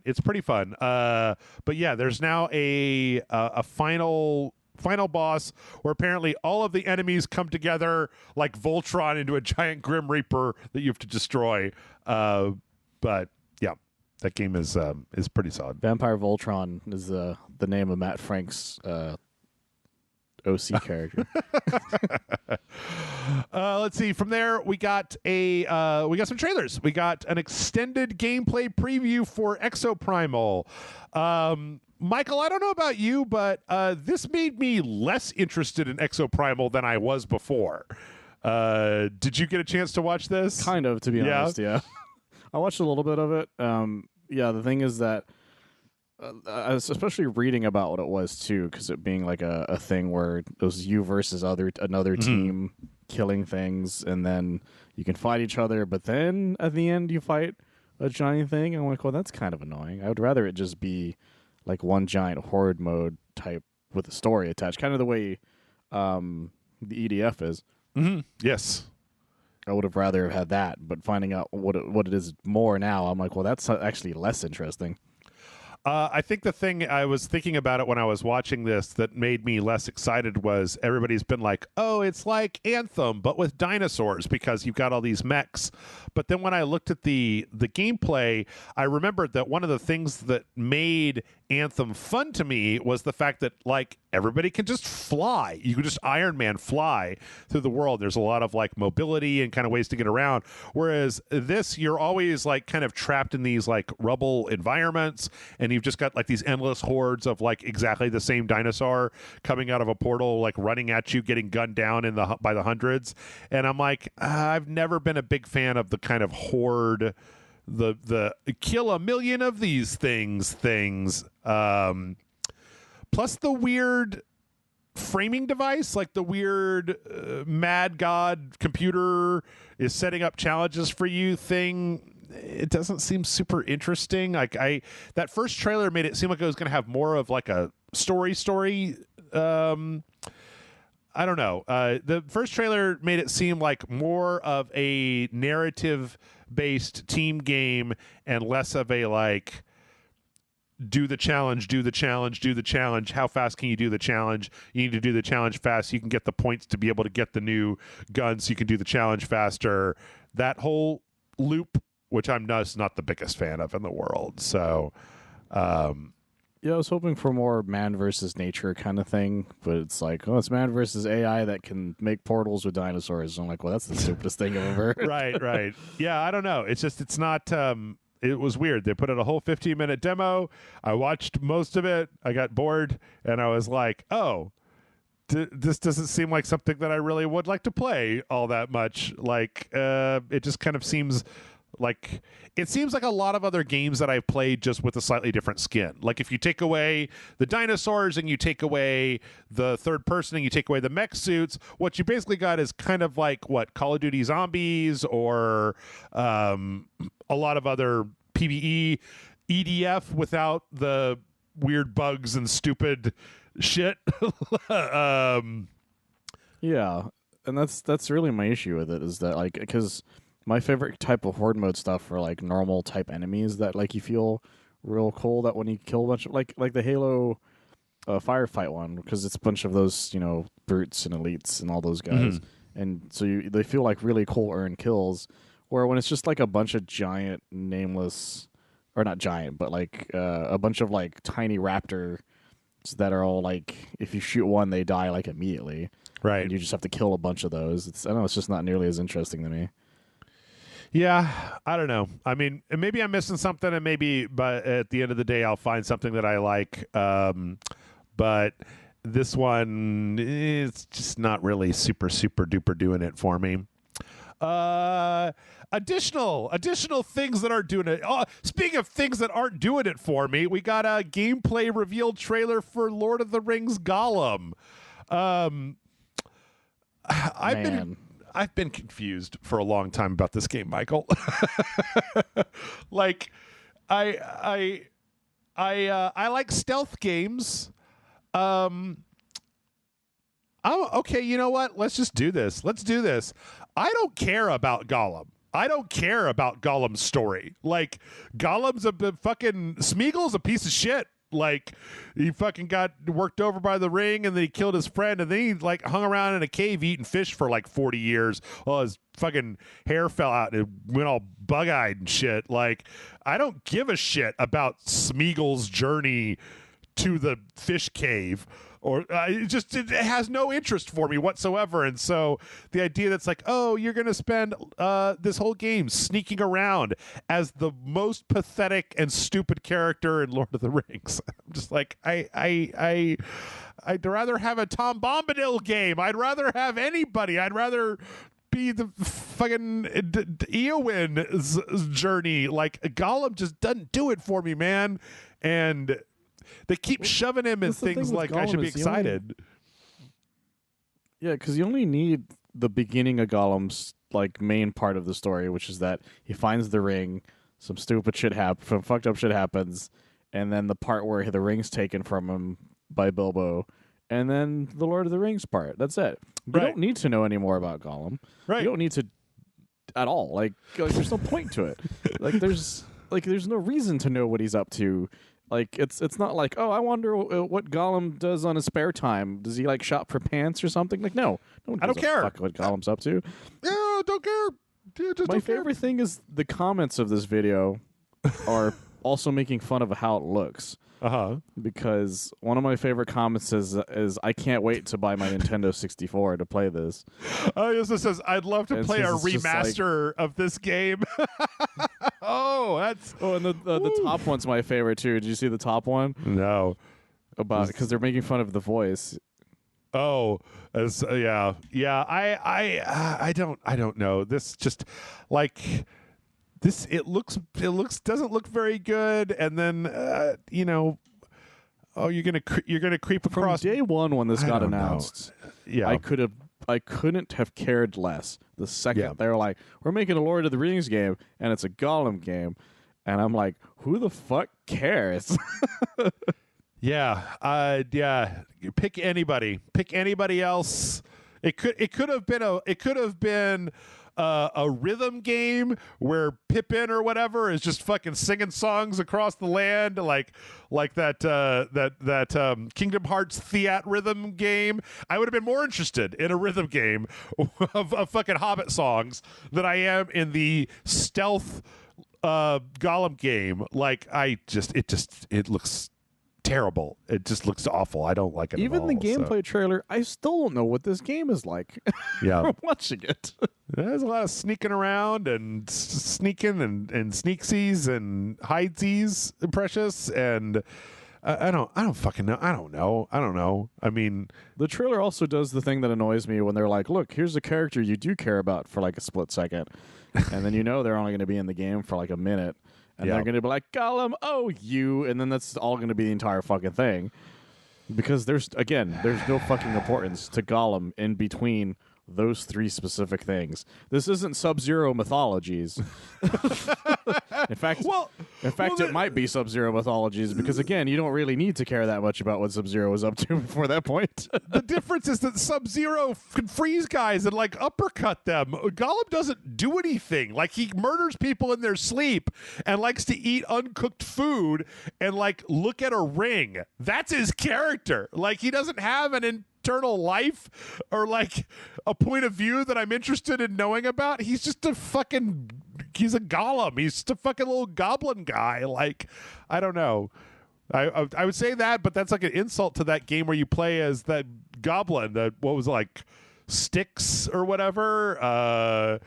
Yeah, and people really like that game. People like that game a lot. Yeah, Styx the Goblin. Those are good games. So I don't know. It doesn't. Maybe again because goblins have weapons. Yeah.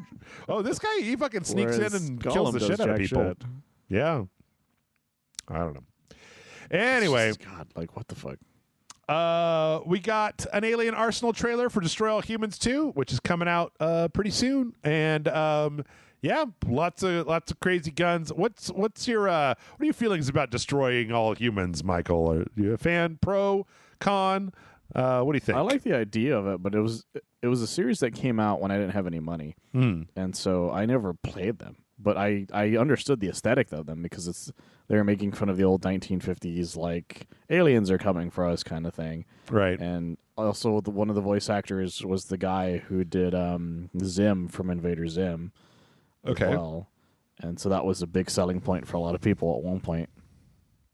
And so the series is just like, and like it's kind of like a violent Ratchet and Clank when it came to its guns too. Yeah. And I thought that was kind of interesting about it too.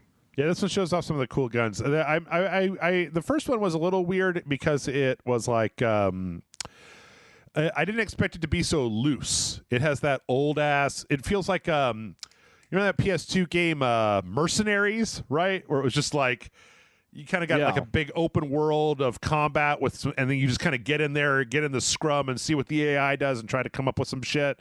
Like it's not real directed like Ratchet and Clank is, where you're being funneled into like really kind of interesting cinematic scenes. It's more just kind of like, well, here's a town. I don't know, complete the objective however the fuck you feel like it. I'm not your dad, which can be good sometimes, but can also, I don't know, be a little weird. So. Yeah, that was a big thing back then during the PS2 era because open world was all the rage. Yeah. Because of Grand Theft Auto 3. So everyone's like, well, how do we make an open world game without just being Grand Theft Auto 3? Right. And so Mercenaries did what they did, of course. Destroy Humans did this. There's a series of other games like that. The Spider-Man 2 is a good example of that. Like everybody was trying to put their stamp on the open world, and some of them lasted and some of them didn't. But, you know, I'm glad that like Destroy All Humans lasted because more of its humor and its weird shit than anything else gameplay wise, I feel. Yeah. I don't know. We'll see once it comes out. We got the tiniest teaser of all time for Captain America in Marvel's Midnight Suns, a game that I am very excited for, and Michael doesn't like at all. Well, I mean, it's not your kind of game. It's not that I don't like it. It's just not my thing. Plus, It's like, look at Captain America, the most red and blue guy, and what if he just didn't wear red and blue at all? And it's like, well, fuck. I mean, you know they're going to have classic costumes for all these guys, and the first thing everyone's going to do when they get Captain America in their squad is change him back into classic costume. Because we spent like, what, That's 10 what minutes bitching about how Spider-Man looks in this. He looks fucking awful. Yeah. And then I found out even his default costume isn't great. Oh, okay. But yeah, somebody posted it on Twitter, and I'm like, what is this? Why does this look so bad? And then that's going to be a whole thing. But I hope this game turns out good not because I hate, you know, like I hope it turns out good because Marvel games need to branch out from the kind of weird, like they don't always have to just be like Ultimate Alliance or even, you know, the what was that other one that came out not too long ago? Not the Spider-Man one, but the Avengers? I can't remember what You think of your favorite game, Avengers? Yeah, Avengers. I'm thinking of Avengers, yes. My favorite game of all time. It's a game I actually do play a lot, but somehow I forgot it existed. But yeah, they don't always have to be like these weird kind of multiplayer action games. Same with I like Guardians a lot because it was a little different from the others. Yeah. In a lot of ways. But it still had a lot of the action elements, but some people want variety, and I think Midnight Suns is a good example of getting variety, and especially with characters that don't normally appear in things. And when they do, they're not used as well as in the same idea that they probably will be here. What's wrong with this classic suit? I'm only looking at the back of it. Was there something wrong with the front of it? Sorry, I was just looking for it. I haven't seen what the suit looks like. Anyway, somebody put it on Twitter, and I saw it, and I was just like, "What is this?" Yeah, no,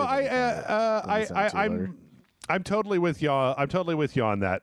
Yes, more weird spin-off games, fewer. I mean, like, I don't know. They've already got a bunch of third-person action adventure games, so like, you just stick with those and then make some other stuff too. So,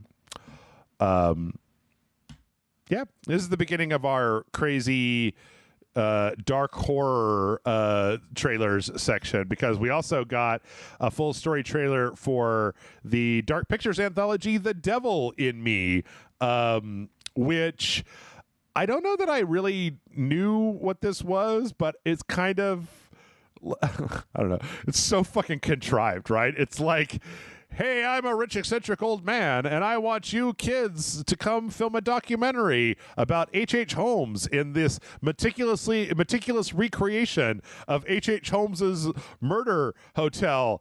Oh no, there's murders happening. What could have happened? Oh no, everybody, we gotta figure out what the murders happened. Well, I love how the trailer is also just like, also you have 20 minutes to answer me, that kind of thing. It's like, yeah or nay, murder house, yay, nay, yeah. What are we feeling? Don't go to the murder house. I don't recognize any of the actors in this. There's one lady. I looked it up because I wanted to find out. They usually have one person that's kind of from other stuff.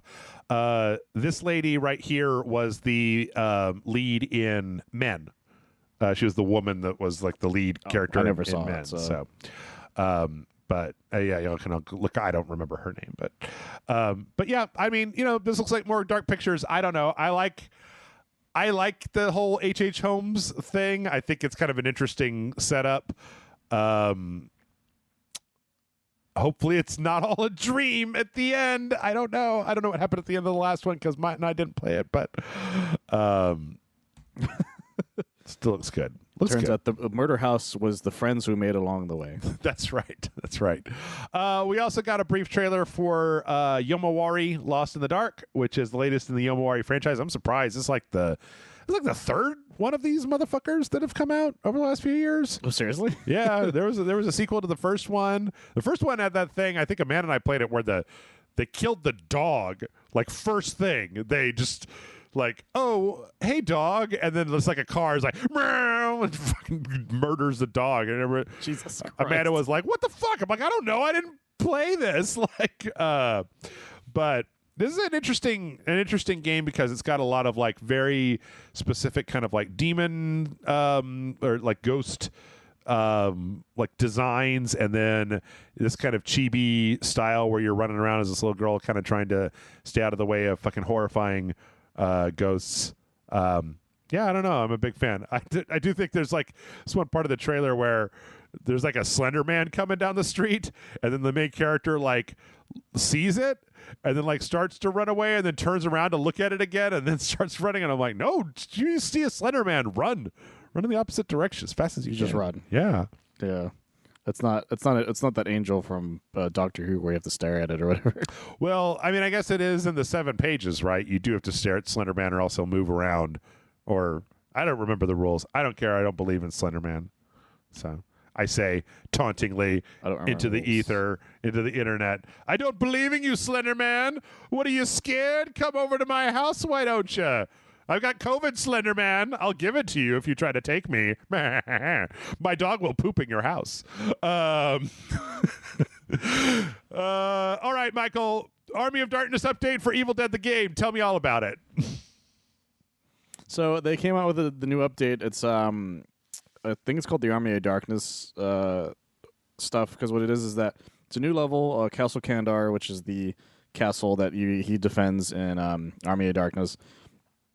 I got to fuck around with it a little bit. I didn't play a match in it. There's they also, because they came up with a new mode called Exploration Mode. Okay. Where you can literally just like go into that mode and it'll take you to a map and you can just explore the map. Like there'll still be enemies on there, but there's no objectives, nothing like that. There's weapons and stuff still, but you can just be like, I just want to look around and look at this stuff now. Cool. And it's like really hard to die because there's like even when you get hurt, it's not nearly as much, which is really cool. They added a new vehicles as well. Like there's a new, I think one of the cars is from, I want to say, Ash vs. the Evil Dead. It's like a car covered in armor. And then there's new weapons. There's a mace that they added. There's also two new premium outfits, one for Red and one for King Arthur, that are from the movie. And also, if you didn't pre-order the game, you can now buy the Ash outfits that they came out with as well, the Night one and the S-Mart one, since all of those are from Army of Darkness. And then they had and yeah, it's really cool because they add all these things. And it's all quickly. Oh, and then free, right? For Evil Ash as well. No, well the two, I think the bonus outfits aren't, but the Kandar map is free. Oh, okay. I think the outfits are the only thing you have to pay for. But if you have the battle pass, because there's, or not battle pass, but the season pass, that stuff comes with it anyways, and it's not that much more. But it's really cool because at least because the map itself is free, which is really fun, and it's a big fucking map. Like I was surprised at how big it was. And they've added some stuff in there too, where like if you walk up to a car thing, it might become a random car instead of just like what it was before, which I thought was really cool. I also forgot about the explosive crossbow arrow that they added to it as well. Yeah, the explosive crossbow that they added to it. What's up, crossbow? What's they've up? Also added. I think they also added something else that I don't remember it being in the game, which is so in the game you can scare people. Like with when you're using the demon, sure. There's they added like an extra scare thing to Evil Ash's. Instead of him, it's the actual Deadite soldiers doing the scare image instead. So it's pretty exciting because it means that there's going to be even more stuff coming after that eventually. Okay, cool. And then let's see, last in the trailer parade, we saw the live action trailer for The Mortuary Assistant. It's funny, I only became aware of this last week because I was looking at the games that are coming out next month and kind of trying to get the schedule put together. This is so silly because it's just gameplay of this game cut together with like stock footage of like people at funeral homes and such, with like a voiceover. But this game seems really cool, like it's being published by the people that put out that puppet game that Tessa and I played. It's coming out in like a week. That one, I know what you're talking about. Yeah, it's like you're like in a mortuary and you're doing autopsies, and there's a bunch of like ghosts and ghouls and stuff like that, and they're all around, and it looks like pretty spooktacular, but also you gotta like kind of surgery simulator style like do autopsies, and I don't know, I'm just like I'm 100% down for that. Like it seems cool, and I want to play it, Michael. I want to play this game. No, I get it. I actually have family that are mortuary. Oh, morticians. My cousins cousins own a funeral home in Eagle Pass, and I talk to them about it all every now and then when I was there. And yeah, one of them went to college for it, and because they really like that whole thing, and I'm like, that's fucking cool. So I wonder if they would enjoy this. I don't know. They like scary movies. You like scary movies? One of them might, but I remember talking to them. But the fun fact, apparently, if you have the money, they'll make any fucking casket for you, like no matter what. Oh, shit. I asked them, like, if I asked you to make a PS2 casket with a memory card that has my belongings in it that you can put in it, would you do it? And he's like, if you had the money, hell yeah. I was like, oh my god, seriously? Oh my god.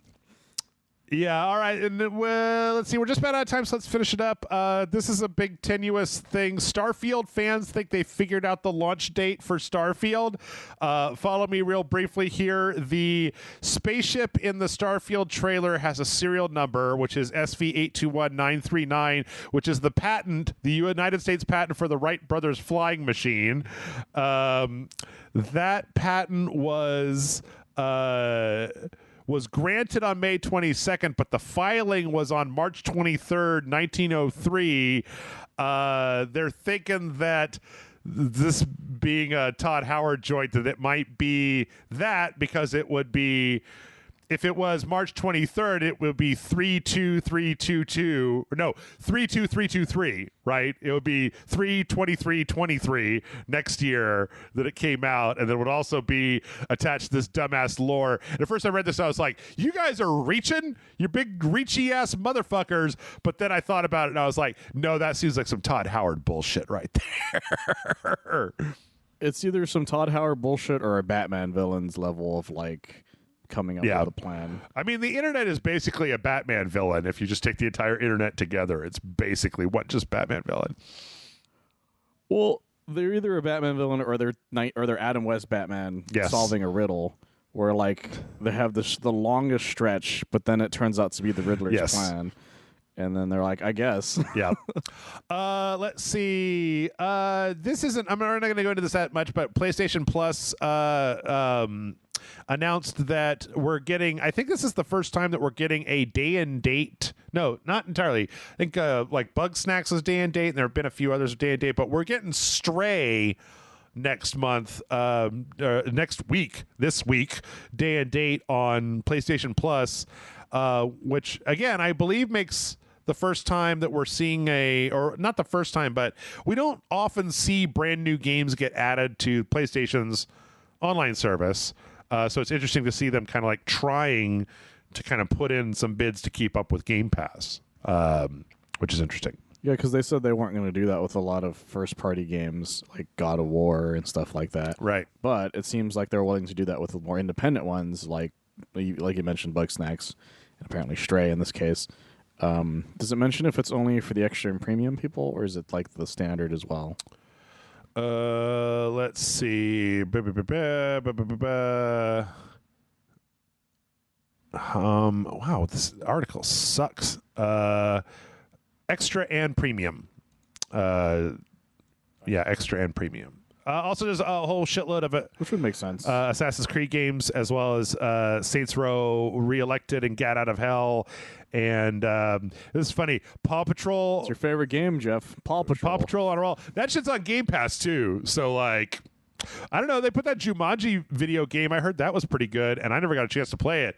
Maybe we're getting ready to play Jumanji next month. Who knows? It was like it was kind of. You remember that adventure game where like the four people were like doing those missions or whatever? Gauntlet. You know what I'm talking about?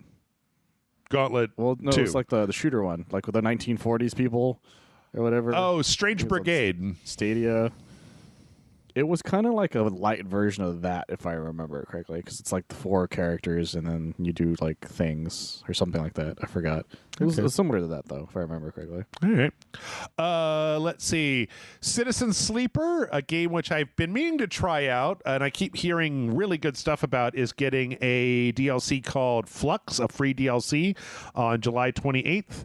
I've heard a lot of good stuff about this. What's interesting about it is that it's kind of a narrative cyberpunk game where you're on like a space station and you're like a synthetic kind of android, and you've got to like kind of figure out what's going on and kind of like develop relationships with people. But they're putting out 3 different free DLCs. So the first one is coming out this 2 weeks, and there's one coming out in October, and then one in 2023. So this is on Game Pass, but only for consoles, not for PC. I know, because I wanted to play it on PC and I couldn't. So, but I've heard nothing but good stuff about Citizen Sleeper. So, let's see. Immortality, the like weird movie investigation full motion video thing from Sam Barlow was supposed to be out in a couple of weeks, and on July 26th, and it has apparently been pushed back to August 30th to make sure that everything is perfecto mundo as it comes out. I'm not super happy about that, but on the other hand, we've all learned, don't wish for games to come out when they're not finished. If there's a reason that a person that's been making a game for like 3 years wants another month, let them have a fucking month. Let them have a month to make it work. Yeah, this is one of those ones that I'm only slightly surprised that it's being delayed for that reason. But there's a lot of, like, it could be him making sure that he only has like the right footage. Right. Kind of thing. And then let's see. A few more here. There's a GoldenEye remaster that's apparently been in the works for a little while, but it's been developed in the Ukraine, and apparently, according to Jeff Grubb over on Twitter, it's been put into limbo basically because, there's like a war. So like making your James Bond game is not like the highest priority at the moment. Well, I don't think it was a Ukrainian thing. I think the idea was that they're at a war with Russia and they're the enemy of the game. Okay. I didn't. Like, I think it's the idea of the same thing that happened, or not the same thing, but like the war aspect in general that happened to advanced wars. Oh, right. So I think that's what they're saying. I don't know who's making it, so I don't know if it turns out it's happening at least. Okay. And then let's see. With Amazon having the James Bond title, I guess that would make sense, right? That they could finally probably do that. Yeah, possibly. And then last but not least, let's wrap up with a few fun things. So the Doom modding community has finally eaten its own tail, where Doom is now playable inside of Doom. I want to make sure I give credit to this person who did this. This crazy motherfucker was a YouTube channel called KGSWS that like literally spends like a good 10 minutes going over all of the coding to make this work, and then at the end basically shows like how to play Doom inside of Doom by using an exploit in Doom that will allow you to run code inside of Doom so you can get Doom running inside of Doom. And then at a certain point they even show you can play Doom inside of Doom with Doom. Which it's just crazy. The internet, I can never get over how much Doom can be added to anything. Yep. And I don't remember, I mentioned it to you, right? Where somebody installed it into like a McDonald's menu thing? Yep. Mm-hmm. You know what I'm talking about? Yep. It's just fucking amazing. Yep. I saw it on that birth control. Remember, it was running on the screen of like a birth control device. Oh, that's right. Yeah. Let's see. Additionally, we got. Did you see this Halo ODST in Unreal 5 thing? I did. Yeah. Apparently, this is just like it's like an experience. Like they recreated New Mombasa, and then you just get to like walk around and look at stuff. Like there isn't combat in it, as near as I can tell. Is that the case? No. At least from what I watched, it's just you're just walking around. There's dead bodies and stuff. Like they just recreated the level itself. And it looks amazing, but like also it's hard to tell if it looks amazing in some spots because it's just so dark. Yeah, because it's using a lot of that lighting engines. Because that's how the game was. The game was like you're in a very dark city. Right. It's nighttime, and you're supposed to be sneaking essentially because you're not a Spartan. You're just like a Marine. Right. Walking around in this area.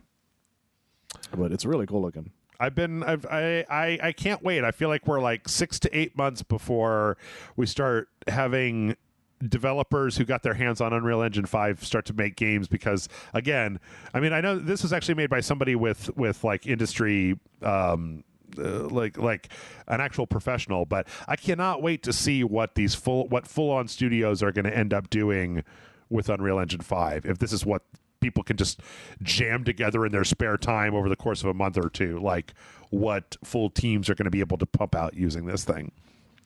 So Yeah, same. And last but not least, I swear that I'm not just trying to make Michael happy. There are some video game people in Mega 64's latest Majin Buu saga in 5 minutes, but I'm also trying to make Michael happy. I watched the entirety of this. It's also like 10 minutes long, by the way. Yeah, it's a silly thing. You know what it kind of. Oh, I know. I just figured it out. I just realized it reminds me of the dumb Max Landis describing the plot of like the death of Superman or wrestling stuff. It reminds me so much of that, of people in these janky ass costumes doing really silly stuff. So. Well, what I love was the thing that you brought up, which is that they're making all the sound effects with their with their mouths. Yes, like it's all like he's doing the sh with his mouth, and then like and all the music's like with the kazoo, which is that whenever they're fighting, it's fucking amazing. And the best, it's just a bunch of people going like that kind of stuff. Yeah. It's amazing, but the best thing about it is all of it's true. Like as you watch it, like only like a few parts are like embellished a little bit. For the most part, about 99% of it's completely and utterly fucking true. I tell you, Michael, if these like guys, the entire time I was watching it, I'm like, that's true, that's true, that's true. That's amazing. If these guys remade Dragon Ball, I would watch their version of Dragon Ball. I don't want to watch actual Dragon Ball, but I would watch like episode by episode these guys remake Dragon Ball because this shit was fucking hilarious. Have you gone back and watched the other ones they made for Dragon Ball that they did? No, I watched one of the Evangelion ones. It was pretty good, but I didn't watch any of the rest of them. I recommend watching the other two because they're pretty. Like my favorite one is that happens in the Cell part is that there's like a beam battle thing and he's like being serious, but then he gets a ball thrown at him. Just what the fuck? Like it's just so fucking funny. It's just like because it's like the one moment where like he just like breaks character. He's like what the? It's just so fucking funny. Yeah, and then there's the Evangelion ones because there's a couple of Evangelion ones. They did the series, the end, and what was the other one? I can't remember. Like rebuild or something like that. Something. Yeah, something like that. But they're so creative in what they do. I showed Jeff. There's a part when he turned Super Saiyan 3 that they did. They creatively recreated the more surreal part of it by putting a baby doll in a drill to make it spin. Yeah, I lost my shit. Absolutely lost my shit. But then the best part of this video is the Spirit Bomb part. But then at the very end, they have the thing where everybody's like putting their hands up in the air. They've got all these like internet people. It's funny because I found this because of a story that was just like because Hideo Kojima and Gabe Newell and Swery and Kamiya and Cliff Bleszinski, they're all there. But also like James Rolfe and like a bunch of other various internet celebrity people that I was like, oh, I know that guy. And it's got to be just like hey, will you go outside and raise your hands up and do this thing for our stupid Dragon Ball thing? And they're just like, hey, yeah, man, I don't give a fuck. Grab my phone. Here, let's go outside. We'll do this real fast. So it was pretty fun. It's amazing. It's so creative what they do with it. Like the way they make stuff happen like that is, again, all very true. This fucking show. And it just works. And it's the finale of their little Dragon Ball one. So yeah. I think that's pretty cool. Oh, yeah. Dad from like that weird surreal. Do you know about Dad and the weird surreal Dad channel? I don't. Oh, this guy has a very strange channel. Yeah, but I was just like, because I don't spend a lot of time on YouTube, but like I recognize some of these people, but not all of them. I recognize a chunk of them as well. Like Eagle Raptor showed up at one point. H3, whatever the fuck the guy's actual name is. I don't know. Oh, yeah, Ethan Klein. Yeah. Yeah. Yep. Scott the Waz shows up. Yeah. Yep. And Angry Video Game Nerd is one of the bigger ones, yeah. It's pretty fun. Go watch it. It's just on Mega 64's channel. With that, we're going to go ahead and that's it. That's the podcast. The curse has been lifted. It's not true. The curse is always with us. The curse is part of the flavor of RageSelect. It's how we make the sauce. It's you take video games and the curse and you mix it all up and then you put in some nutmeg and that's how you get a RageSelect podcast. Michael, tell the fine people of the internet where they can find you when you're not over here helping me curse this dead Earth podcast. You can find me on oneofus.net. We do a lot of movie television reviews. I recently did a review for Minions Rise of Gru, as well as there's a good chunk of reviews there for Black Phone. There's one for that. Yeah. As well as any number of shows that have been coming out recently, at least that are done currently. I highly recommend checking out all those whenever you get a chance. Yep. And, you already know where you are for RageSelect because you're here listening to it, so I don't have to tell you. It's not like, go to the place because you're already here. But, hey, if you want to help us out, you guys go to patreon.com/RageSelect and help us out. Now, if you will all excuse me, this is the end of a week. I still don't know if I have COVID or not, but I am going to drink a lot of beer because I earned it. We did all the news. It's done. This podcast is done. It's done.